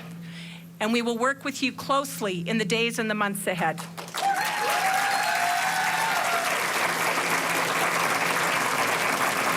And I also want to thank the leaders of all of the other political parties that were part of this campaign and all of their candidates and volunteers, because something very exciting happened in Alberta tonight. Everyone got engaged in the future of this province again, and that was because of the hard work of everyone who participated in these campaigns.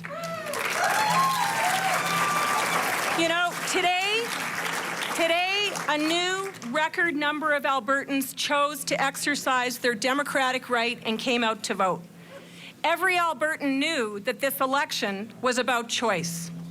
A choice to put up walls or to build bridges. A choice about Alberta's future. Tonight, Alberta chose to build bridges.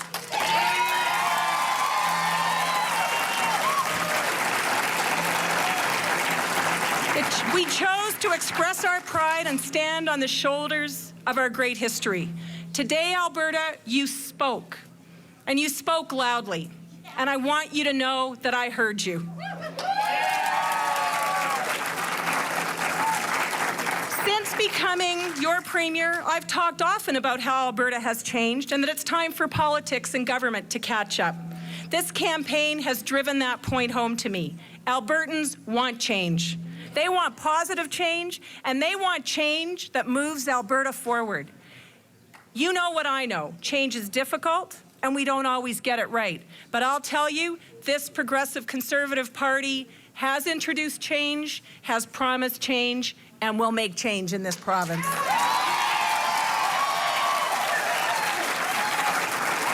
And getting that change right is what I promise you tonight. The PC Party of Alberta has a proud history of being progressive and conservative. And as we go forward from this place tonight, we will honor both of those traditions. We are champions of Alberta. We are champions of Canada. We love our province and we love our country. And we will lead both into a new era of unity and prosperity. Unity and prosperity for the best province in the best country in the world. Good night.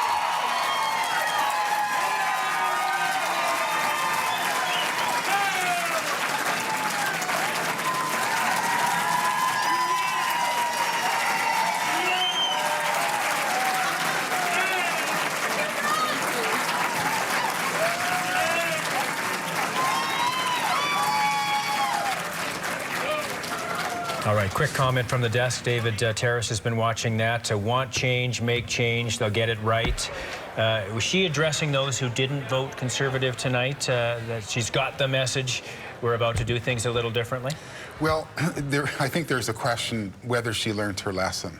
I mean, in the 6 weeks before the election, I mean, we had reports on health care and elder abuse and the committee that never met and Goudreau's letter and on and on and on. I mean, it just piled up, mistake after mistake. People were really angry and disgusted. And I think, you know, she has to take that seriously. This was a near-death experience. If it wasn't for the last week where people started questioning the Wild Rose, had the Wild Rose had different colors, she would be out. And I don't think people voted for her out of love. I think they voted out of fear. That's very, very different. She has a second life now, and I think people will, I think she is respected, but she will have to put a new face on the party. So people did have their say. Hopefully they've heard them loud and clear, but you're right, at the last moment they perhaps made a different choice. Yes. Let's jump in now and listen to a bit of a scrum taking place now.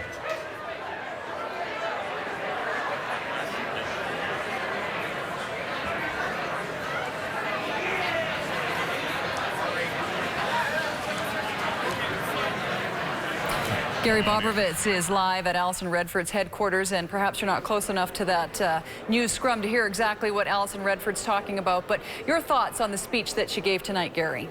Well, it's awfully surprising even for PC party supporters, and here's one measure. Most of the MLAs who won their ridings, potential cabinet ministers, they're not even here yet tonight. They're still in their individual ridings, making sure that they've got a job come tomorrow. But one person who is here with us is the campaign manager for Alison Redford in the riding of Calgary, Elbow Gord Olson. Gord, you guys were behind, there's no doubt about it, but you pulled it out in the last week. What was the secret? Well, we had a very good candidate, obviously, and we worked hard with literally dozens of volunteers. Alison was around the province meeting in other constituencies, and so it was up to our army of volunteers to go door to door and tell the story of the Progressive Conservatives and Alison Redford. Now, I live in that riding myself, and I know there was a lot of Wild Rose signs whenever I drove around, and there were a lot of house parties, shall we say, in which money was collected for the Wild Rose candidate in that riding, but you managed to overcome all of that. Well, there's no question they ran a very good campaign. They were well financed, and their Wild Rose candidate worked hard. But at the end of the day, we put out almost 1,200 lawn signs on private property, and that's more representative of support than on public property. And almost 3 dozen 4x4s, people were saying, put up a big sign, I'm on a major thoroughfare, and I want people to know that I'm voting for Alison. How about the overall provincial campaign? You guys were up 20 points, then you were even, then you were down by 10 points. How did you manage to turn it around in the last few days? Well, there's no question it was difficult. I think we were sustained. We sustained each other. When you're leading a campaign, you've got to make sure you go in and you're upbeat and you keep your volunteers upbeat. And everyone in our campaign was extremely pleased. I suspect that was the case in the other campaigns. Notwithstanding the polls, when we came off the doors at the end of the day, our support was reasonably good to very good, and so we couldn't kind of figure out the difference between what the polls were suggesting and what we were getting from people on their doorsteps. All right, well, congratulations on a huge majority government, and in fact, those sentiments were also echoed by Stephen Carter, the chief campaign strategist for the PC party. I talked to him a few minutes ago. He said the polls that we were getting in the public domain were different from the internal polls that the PC party had, and those numbers showed that they were a lot closer than the polls the rest of us were broadcasting. Gord, Linda. Thanks, Gary. All right, you may have noticed one other Liberal seat jumping up, and we just saw Raj Sherman's numbers. I think he's up by 4 votes right now in his Edmonton riding. That's why we see the 4th Liberal number now. Back, though, to the Met Centre, Vashi Kapelos, our political affairs reporter, is there with a panel tonight, taking it all in. Vashi? Hi, Gordon, Linda. Well, history made in this very room tonight. Alison Redford with a resounding win. You just heard her speech. It was short, it was sweet, but you can tell she's a very happy woman tonight. I'm joined tonight by our panel, Tom Clark, our chief political correspondent for Global, and Jim Lightbody from the University of Alberta. Tom, what do you think of that speech? Well, it was short. I was surprised she didn't talk directly to Danielle Smith of the Wild Rose supporters. But I think it's been a bruising campaign. You only shake hands on the ice after you win the Stanley Cup. Maybe she did. But it set a tone. I thought what she said was interesting. We are progressive conservatives, and we are going to honor both those traditions. And she was laying down a real marker, not only to conservatives here in Alberta, but I think conservatives, especially in Ottawa, the Harper Conservatives, say, don't mistake me for a branch plant of the Stephen Harper Conservative Party. Somebody else now speaks for Alberta. No, that's very clear. That progressive aspect of the party, too, something that was emphasized by her critics throughout the campaign. It seemed to have worked, though. Well, it did. Something transformed the voters on Sunday night, Monday morning. The speech, I agree with Tom, the speech was short, sweet. It was a statement, I won, you lost. This is my platform, our party's the government. We're going to build bridges and not walls. It was forward-looking, and that is the progressive side. She didn't define what progressive or conservative meant tonight, but this is not the time or the place. It is very clear that she accepts the mandate and is going to move forward with it. Definitely. I just spoke with her chief strategist, the campaign's chief strategist, Stephen Carter. He said it was Thursday that their internal polls switched and that, the momentum just changed. Something happened over the weekend. It kept building. Does that make sense to you? Yeah, it does. I mean, it's second thoughts. It's when you go into the polling station, you pull the curtain, you pick up the pencil, and you go, can I really do this? I mean, this is a 41-year-old brand. There were people who were worried by Danielle Smith. What was evident here was that there were a lot more soft voters than perhaps the polling picked up. People who were sort of going for Wildrose, but evidently not very sure about it. You know, one of the things that is almost overlooked in this night of historical events, this is the first time that Alberta has elected a female as the Prime Minister. As the premier. I gave her a field Maybe promotion. I didn't mean to do that. Prime Minister. At least I didn't call her president. Although her dad says this was such a natural step, perhaps that's in the cards one day. You never know, right? You know, I think, Tom, you're right again. That it's a lot of the luggage that she had to address was luggage from the previous government. Yep. And she was mopping up after them for a good part of the first period of her leadership. Tonight, she staked her own turf. Yes. And Wildrose is now basically a rural rump. Calgary and Edmonton basically voted the same way. They voted progressive conservative. The Wildrose is in mainly the south. And that's not a great position for a political party to be in, representing only one of the three things that you need to lead this province. Yeah, it's evident tonight that Calgary really came through for the PCs, and you saw that on the stage tonight. So thanks very much, Raz. And back to you, Gordon, Linda. Thanks, Vashi. Thanks, Vashi. Thanks to the panel. Let's take a look at some total standings now. We also want to do some, I think, popular vote numbers. But here we go. Leading in 9, elected in 51. So we'll add it up to 60 for the Progressive Conservatives. Wildrose currently at 19. I mentioned the lead for Raj Sherman. The doctor about 4 votes the last peak we had. So 4 for the good folks with the Liberal Party, and NDP also sitting at 4 seats right now. Popular vote then across the province, 44, 35, 10, and 10. Those are the top 4 we're seeing, and it really a complete reversal from some of those polls we saw heading in. And even a bigger spread in Calgary, David, with 47% for the PCs. And that is the story tonight, right? That Calgary came through. Oh, Fortress Calgary held. And, you know, we saw just at the beginning, you know, we were wondering when would the breakthrough occur? When would the Wildrose, you know, break through the fortress, break through the barriers? And it never came. And we saw right from the beginning those early leads in key ridings, and the Tories just built through the night, and the breakthrough never came. And there's the Edmonton popular vote, and you can see Wildrose at 18%. Not a big breakthrough there, and 22% still strong for the NDP. Southern Alberta, and not a surprise, but Tom Clark talked about it. David, you did as well. It's a Southern Alberta party to some. The Wildrose is. They've got some work to do to get into the cities. Otherwise, they're just going to remain that rump, as Tom Clark mentioned. Yeah, and what's really interesting is at least as far as I can see, they didn't win Red Deer. They didn't win Lethbridge. I think they did win Medicine Hat. But it really is a rural rump.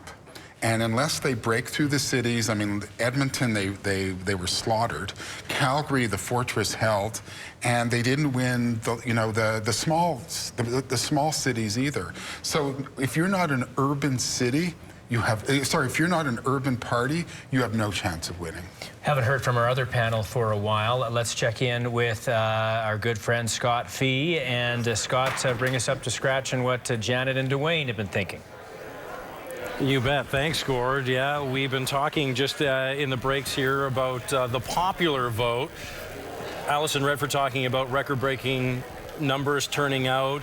Let's face it, this was an international story at times. Everything from Daniel Smith's bus turning into a national story. Everybody's been watching this, but you guys are crunching some of the numbers and you're not saying maybe it's not that big of a deal. We're seeing that voter turnout looks very similar to 2008. A good example is Airdrie. Rob Anderson. You would think anybody that's going to draw people in is Rob Anderson. In 2008, the numbers in Airdrie were just under 15,000 total. In 2012, with 87 out of 91 polls, they're sitting at about 14,400, around the same. So no voter turnout increase, and I think that is a big explanation for Wild Rose's defeat tonight. Right, and Dwayne and I have checked about a half a dozen ridings, and they all look the same. And they all look the same. So there's another big prediction that people made that hasn't come true. We don't seem to have really high voter turnout. And we talked a lot about just the ground team that the Wild Rose had, and that there was grassroots. They were very aggressive, very clean the database campaign. From the federal conservatives, all of that stuff. They raised a lot of money. I mean, it's incredible the amount of money they raised and the amount of money they spent, and you know what the final result was. And around the popular vote, in the last week or so, there was a lot of talk about strategic voting. Everything from the YouTube video of the PC video that came out, just a lot of talk, anything but Wild Rose go that way. But the numbers don't really show that that happened either. No, because actually the one thing that's not surprising is where the Liberals and the NDP ended up. I mean, I think, you know, we were all expecting them to be sort of close to getting official party status, which is 4 seats. Now, it looks right now like they both achieved official party status, and that was as good as anybody thought they were going to do. So what that means is people didn't abandon those two parties to vote for the PCs. That's not where the PC vote came from. The PC vote came either from Wild Rosers that changed their mind at the last moment, or Wild Rosers who in the end didn't come out in big numbers. It was fascinating. Before this all got underway, around 4 o'clock in the afternoon, we did talk about 1 seat goes away from the Liberals. That would probably benefit the PC, and yet nothing. Well, it also shows the power of individual candidates. Look at the Liberals that won.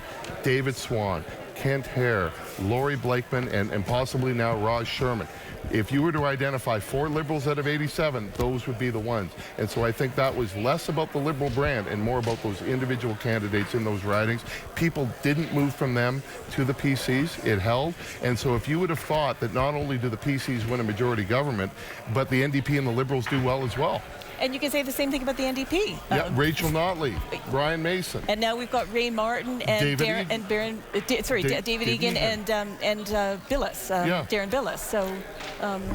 Do you think the debate actually played a role this time? I know a lot of people say, oh, it's boring TV, nobody watches. The ratings were very good. Mason, Sherman actually had pretty good showings. The critics came out and said, hey, they look pretty good. I know all the attention, obviously, Smith and Redford, but did those guys quietly make some ground up? I was doubtful about high voter turnout at the beginning of the campaign. I thought the campaign was so divisive and so negative that I thought it would turn people off. So I was not one of these people who thought it was going to be high voter turnout. And then when I heard the ratings for the debate, then I sort of switched my expectations. And I thought, this is going to be huge voter turnout. So maybe that negativity was a bigger factor. That was probably the high watermark for the Wild Rose campaign, was that debate. After that debate, that's when things started to get rocky. That's when we had Huntsberger up in Edmonton. That's when we had Ron Leach coming up. That's when we had Danielle Smith, both in a Herald live chat and the CBC Forum, saying the science of climate change is unsettled. I'm not sure the people of Alberta believe that the science is unsettled. And obviously the Wild Rose is going to take a look at what went wrong, which is going to be difficult to do. Again, it looked like a pretty tight campaign, and all the polls were indicating they're on their way. So is there a bit of a breakdown? Do they have to sit within their own party and go, hey, where did this go off the rails? Or is it one of those things you chalk up and move on and say, hey, we're the opposition, let's go? You know, a few short months ago, we said it really doesn't matter how bad a campaign the PCs put on, they're going to win big. This PC campaign was very flawed, and they won big. So I think we thought we were going to see something new happen in Alberta, but what we saw was the PCs really struggled through a campaign, but for some reason, Albertans sort of gave them a pass on that. We'll have to leave it there. We're going to toss things back to studio now. Gordon Linda. Thanks very much, Scott. Now, one of the ridings that the Wild Rose did really want to win was that of Chestermere Rocky-View, and they did, in fact, win that riding over the Energy Minister, Ted Morton. A big surprise here. Former broadcaster, worked at Global News here, as a matter of fact, on our morning news. Bruce McAllister has won in the riding of Chestermere Rocky-View. Jill Croteau is spending a few moments catching up with Bruce on a very happy night for Mr. McAllister. MLA Bruce McAllister is just arriving here at his party to much fanfare. This really is an incredible victory for this rookie politician to be able to oust a PC heavyweight like Ted Morton. A lot of people obviously very excited here. Bruce is walking in with his wife, Lisa. This is something that nobody would have predicted months ago, but throughout the last 28 days, the Wild Rose candidate, Bruce McAllister, you know, he really seemed to accelerate. Insiders said Morton was practically invisible throughout this campaign. This is a riding here that represents rural Alberta. It really is traditionally staunch PC. Things, as you can see, have clearly shifted here. McAllister very happy to greet his supporters. He's going to be making his way to the podium momentarily, expected to address his supporters and give his thanks. We're going to hear from him a little later in the show. All right, so we will hear from Bruce a little later. There are 5 races in Calgary that are undecided that we want to catch up on now to see where we're at. So let's begin rolling those in now. 5 that we have not declared yet. Including Mo Amory in a pretty good fight here with Jesse Minhas of the Wild Rose in Calgary East. Another one of the ridings still not given a call just yet. That is Calgary Fort. This is one of the ones that Janet Brown was commenting would be a bellwether for her if Wayne Cow goes down to defeat. At the moment, he's in the lead with 43% over the Wild Rose candidate. Calgary McCall as well, so Darshan Kang making some moves. He was in 3rd for a while, has pulled into 2nd place, still has some room to go. 38% of the polls to come. We'll watch that one closely. Yeah, we talked to him a little bit earlier, and he was remaining optimistic. Calgary Shaw, this was the riding that was held by former tourism minister, popular minister Cindy Adey. She decided not to run again, and this is a close race still between the Wild Rose and PCs. And last but not least, Calgary Fish Creek. This one has been going back and forth. Take a look at that. 30 votes separating the former dean at MRU, the Bissett School of Business, Wendell Fraser, and Heather Forsyth has held that riding since 1993. Of course, crossed over in 2010 from the PCs to the Wild Rose. What a battle there. That one could be going into the wee hours of the morning. Is that riding a surprise to you, David? Well, Wendell Fraser was one of the PC stars. You know, somebody destined for cabinet. She may still win tonight. Heather Forsyth is the hero of the Wild Rose, right? She was the one that crossed over. She had been a cabinet minister. She's done over the years a tremendous amount in terms of children's services, and in fact, as you said, has held that riding since 1993. So it's very hard to displace somebody like Forsyth. So it'll be very interesting, and both parties, I think, have a lot at stake in terms of winning a moral victory, an actual victory, but a moral victory, depending on who wins. The speeches have meant we have not been able to check in with Jamie and Lindsay and Dave for a while. We apologize for that. I know you guys and gals have been watching closely. Take it away. Here's your chance. It's okay. We have pretzels underneath the desk here. It's been really good. You know, Dave Taylor just said... We moved them all in front of Lindsay because he's the Tory. Yeah, he didn't have to, yeah. Dave Taylor just told me, he said, you know, I'd hate to be Ted Morton tonight. Yeah, I mean, that guy's made a string of bad decisions politically, I think, you know. For his politics, I think he would have been better off, and Lindsay, I don't know if I can drag you into this or not, but I think Ted would have been better off, it would have been a better career move had he crossed the floor to the Wild Rose a long time ago. I can't say that. I mean, Ted, like several progressive conservatives, are conservative on the righter side of the spectrum, and we feel more comfortable in that bigger tent. I don't know what it's like on the Wild Rose, what's going on in that caucus, in that party, and maybe he didn't feel welcome there, or he didn't feel comfortable there for whatever reason. But did you ever expect him to cross? No. Ted has always been very consistent that he was He was a progressive conservative, and he would stay a progressive conservative. 21 of you are not returning. There are a lot of fresh faces that we're going to see in the Tory caucus this time around. Well, it's good for us, renewal. Last time we had 31 new people in caucus. This time I think we're going to have close to 40. And that's healthy for the party. Like we talked about before, I don't think people should be staying around for 4 and 5 terms. I think it's healthy to get in a couple of terms, move out, let somebody else with fresh perspective and energy come in and help renew it. And look, as much as I think it's healthier for democracy over the long haul for populations to change their government on a fairly regular basis, you know, the old joke that politicians are like socks, they should be changed and frequently, that you can't argue against the fact that this party has reinvented itself with this election, and it has moved farther left. I think a little bit left of center. It is very definitely a progressive conservative party now. I mean, we'll see in terms of how they govern, but the right wing, if I can call it that, of the PC party is basically gone now. Well, I know a lot of Liberals have said that maybe voting for Alison Redford would be the closest they'd get to having a Liberal government. Well, given the state of the current Liberal Party in Alberta, I couldn't disagree with that. Okay. Yeah, and I still think, though, that you know, there is a message here in what's transpired in the last 3-4 weeks, especially in the last week. It wasn't a foregone conclusion that we're going to win. We're going to win this massive majority. That people had some questions about some of the things that we were doing or some of the things that were said.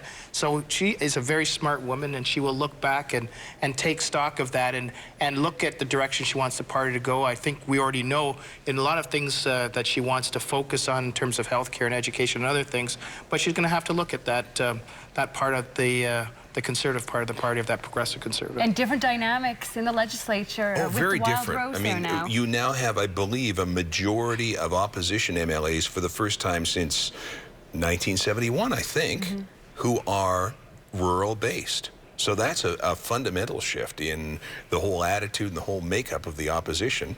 David Terrace touched on it, obviously, that for the Wild Rose to be successful and grow from here, they've got to break out beyond their support in rural southern Alberta and make some inroads in cities. So they've got 4 years to show whether they can do that now or not. Tory dynasty remains in Alberta tonight, but perhaps we have seen change coming. Back to you guys. Thanks, Jamie. Let's head down south to get a sense of what's been happening there tonight, although we already know the numbers, but we're going to go to our global anchor in Lethbridge, Tom Rolston, for an update on some of the ridings there. Tom? Well, Gord, Linda, we're starting to get a better idea as to how the political map will look at the south end of the province. We're going to start out in Lethbridge West, where it is Advanced Education Minister Greg Wedik holding on to his riding versus NDP candidate Shannon Phillips. Shannon Phillips did start out to the lead, but Greg Wedik was quick to rebound. Wild Rose are getting victory in Cardston Tabor Warner. It's Gary Bickman being declared the winner there over PC's Pat Shimbishi. In Medicine Hat, the Wild Rose also being successful. Blake Peterson winning ahead of the PC's Darren Hirsch. And Medicine Hat, Cypress also being declared by the Wild Rose, with Drew Barnes taking in 51% support. And Little Bow Ian Donovan also coming out on top for the Wild Rose, finishing at 54% ahead of John Kolk.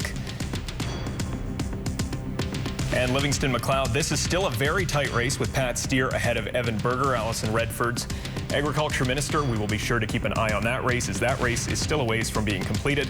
And one that we've been following, Bridget Pasteur, the former Liberal MLA who crossed the floor this past fall, being declared the winner in Lethbridge East, with the Wild Rose finishing in second. Bridget Pasteur caught up with Global's Shannon Greer a little earlier tonight with her reaction. I'm joined by Lethbridge East MLA Bridget Pasteur. And Bridget, you've been the MLA for Lethbridge East for the past 7 years, and voters have made you the MLA once again. How are you feeling? I'm actually very humbled that they have chosen me again. I know that I've worked hard, and this has been a very particularly exciting race, which is the way it should be if we're going to have good democracy in Alberta. I am absolutely delighted, clearly with my results. But I would like to have personally seen a stronger opposition, but I think the opposition that it looks like we're going to elect will be very good, because that means good democracy in Alberta, and that's what I fought for the last 7 years. So I'm very humbled by the vote from the Lethbridge East voters, and I will continue to work as hard as I ever have. Thanks so much for your time, Bridget, and again, congratulations. I'm Shannon Greer reporting from Lethbridge East. All right, thanks, Shannon. That's Shannon Greer reporting for us tonight from Bridget Pasteur's campaign headquarters. We're going to send things back to Calgary now with Gordon Linda. Thanks very much, Tom Ralston down in Lethbridge. Roger Kincaid has also been very patient tonight. He's been filtering through 10 billion, There's 10 billion tweets and enjoying our pretzels. Well, the politicians over here, the former politicians, get pretzels and couches. I have to stand up and look at this picture. Every Wednesday night, when you guys had me on, Gordon Linda, we looked at this particular website. Okay, this is an election. It's serious business here. We looked at this website. This is the 308.com, and it's the poll aggregator. And check these numbers out. At 1:22 this afternoon, it was a projected Wild Rose majority. What happened? Well, let's look at Twitter. Excuses coming up from Alberta pollsters in 3, 2, 1. We'll be hearing this story tomorrow. Listen, the conversation on Bitter tonight is two things. It's a lot of PC supporters gloating because they got a majority government that no one said they'd get. And it's also a lot of bitterness from people that were supporting the Wild Rose Party. Some tweets. I guess Alberta won't burn in a lake of fire. The bigots and thugs label stuck. This is the kind of stuff that's going on. And I wanted to point one thing out, and this is the real power of social media. It comes to us from a tweeter named Kiki Planet. She's the one who wrote a great blog post about her concern with conscience rights going into this Alberta election. And that was the spark that started a wildfire that a lot of people think swayed people away from trying a new party and going with the PCs because they were less scary. Scary is a word that came up a lot online. So was this the catalyst? Is Kiki Planet the one who started everything? I don't know if there's any blame or responsibility to be had on her part, but I think it's admirable that she showed what one passionate Albertan can do. By the way, Chicago's out of the playoffs. Thanks for that update, Roger. Always, now go have some pretzels. Always good to see what people are saying online. And now let's go to Gord, who once again has the iPad to check on a few particular ridings. That hockey score there, I think I joked at supper time that our pool has been won before the first round is over because so many teams have been eliminated. David Terrace talked about this, so did Dave, and they're talking about how the Wild Rose needs to make inroads into the cities. Well, here's a look at the Alberta map. As I said at the start of our show at 8 o'clock, we'll show colors where the various parties have won or are leading in ridings. As you can see, lots of blue over the province. On the wide look, it is really the southern rump that we see the Wild Rose support. Let's look at a couple of the different ridings that we talked about at the start of the show in the Calgary region. Let me do my double click there, another double click here, and let's take a look at Calgary and the colors there. So you can see, as David described it, Fortress Calgary did in fact hold. Lots of blue all over the place. Even the riding that was green to go in is not that color right now. We did mention right off the top that Calgary West was going to be interesting, and Ken Hughes did in fact go on with 51% of the vote there. So Ken Hughes took a couple runs at it, got in, and he'll be representing Calgary West, Ron Leipert's old riding. I also mentioned that we wanted to keep an eye on Calgary Currie, Dave Taylor's former riding, and it looks like this one again collected for PCs. So Fortress Calgary held for the blue, and again, as David mentioned earlier, bingo, away we go. So lots to go here. Back to you guys though, Linda, on the desk. On how the leaders themselves are doing. There is still one race that's still pretty tight, and that is the race of Raj Sherman.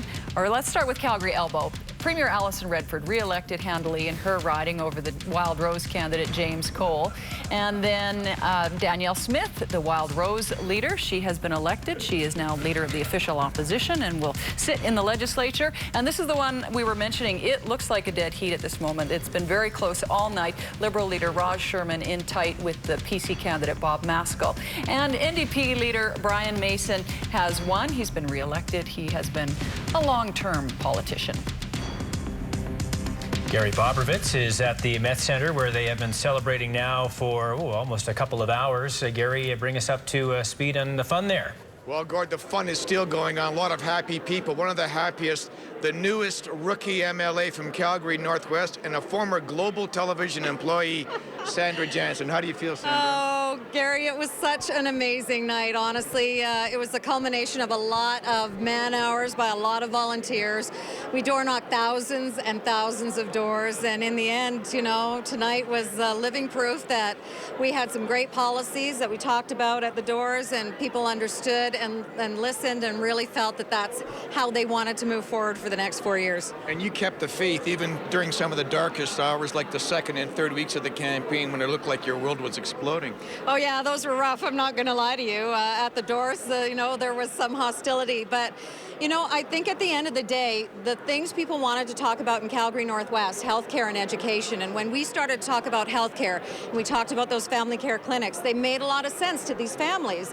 And then we talked about education, and the teachers were so firmly behind the Premier and her commitment to education. We talked about those 50 new schools, and that resonated so much in the suburbs where, you know, when we talk about infrastructure dollars and how we need to spend them, you know, those are the areas. You know, we're going to grow by 1 million people in the next 10 years in this province. Infrastructure is critical to the suburbs, and people got that, and they said, yeah, we really believe that the PC plan is the plan that's going to make sense for us. Any talk of maybe a cabinet position? No, right now, I think I am just basking in the relief that this is over, and in the happiness that that this is an area, you know, Calgary Northwest is where I grew up, and I am so happy to be able to represent it. And you miss all your old friends at Global Television. I do miss all my old friends at Global Television, including you, Gary. All right, thanks very much.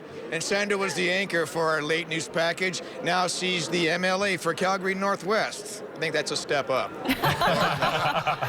Yes, congratulations to Sandra for sure. Good for her. And Bruce McAllister, we heard a little bit from earlier, so well done for Bruce. You wanted to talk a moment about Raj Sherman.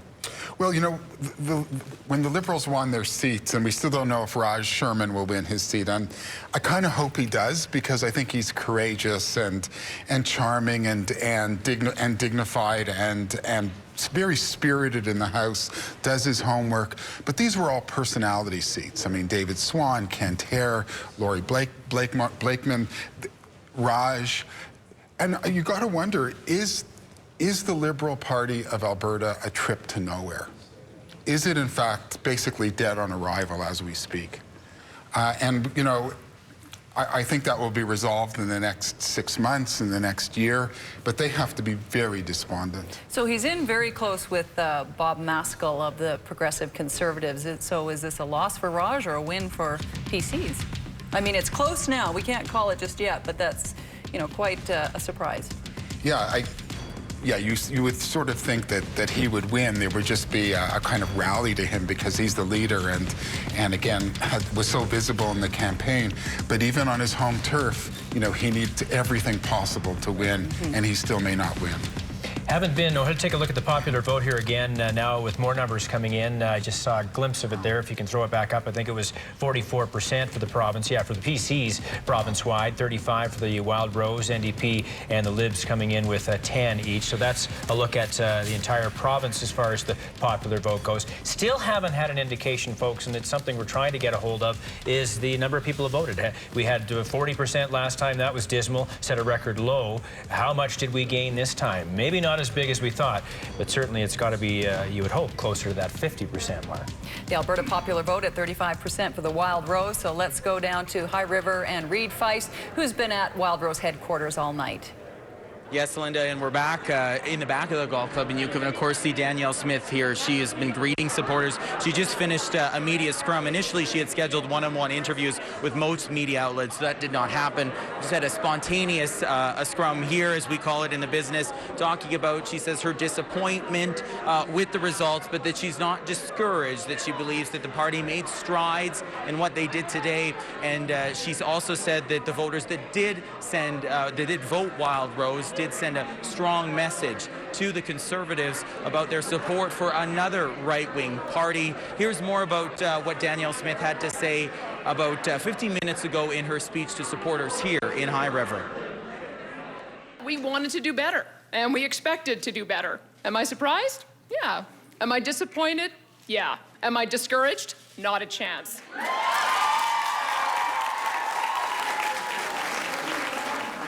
And back here live in High River, you see Danielle Smith greeting supporters here at the Highwood Golf and Country Club. Many of them disappointed, of course. The polls had suggested that perhaps they could have been the winner tonight, and that could be the new premier that you're looking at. Unfortunately for the party and for the supporters here, they're disappointed with some of the results. Of course, happy Danielle Smith did win her seat here in High River, so that means she can now be in the legislature and have some effect on the debate there. And of course, watching some of the tight races still that we see in Calgary, some of the supporters doing that in another room here. But as you heard from Danielle, disappointed with the results tonight, not discouraged is her message to supporters here at Wildrose headquarters in High River. Back to you. Thanks, Reed. Let's check in with Jamie Dahl one more time and Lindsay Blackett and Dave Taylor for their thoughts. Jamie? Let's talk a little bit about Raj Sherman. He's in quite the fight tonight. Leader of the Liberals. You ran for that position a time ago. He kind of was the king of the one-liners. What do you think? Well, you need to be more than the king of the one-liners in order to rally people around you. There's no question about that. Raj has an incredible understanding of the emergency room. That part of the healthcare system he's got down better than anybody else in the last legislature. There's no question about that. But he strikes me as a guy who's doesn't have a really strong grasp of a lot of the other issues that you've at least got to have a generalist knowledge of if you're going to try and lead a party, or you're going to try and make a mark there. And I think when all is said and done, yes, Raj is entertaining. And Raj is quotable and he's clippable in your business. He's good with the 9-second soundbite, but people look at him and say, "Where's the beef?" Right, you get past the hyperbole and the one-liners, and then you, as a leader, you've got to get other people elected. You've got to build on your base and be able to get more people elected. And in this particular instance, that didn't happen. But I think a lot of focus is on Raj Sherman, the leader, and Raj Sherman, the person, and that's fantastic. But for him, but not necessarily for the party. And so you've got to be able to build a bigger base and be able to attract candidates that can win, and be able to keep the candidates that were running for you that were already in your caucus. I'll do one last one-liner for you that would make Raj proud. He referred time and time again in the leaders' debate to the Sherman Liberals. Well, tonight the Sherman Liberals tanked. Well, I guess he can save a life, but he wasn't able to save the Liberal Party. Leave it at that. Back to you guys. All right, we'll give you that was awesome. We'll give you that one. David, you've had some pretty good one-liners too throughout our coverage. Quick look at another poll here. Rob Anderson hanging on, the incumbent for Airdrie. So the switchover from the PCs to the Wildrose, a good move for Rob. He has won there, defeating Kelly Haig, representing the PC party. And in Chestermere Rockyview, former broadcaster Bruce McAllister is now an MLA. Hopefully we will hear from him a little bit later in the newscast. And he won out over Energy Minister Ted Morton. Olds, Didsbury, and Three Hills. Wildrose, Bruce Rowe winning this one. Darcy Davis of the PC in second. NDP and Libs coming in well back with just 3% of the vote. Another riding here. This is Strathmore Brooks, the Wildrose candidate Jason Hale winning out over the incumbent Tory Arno Dirksen.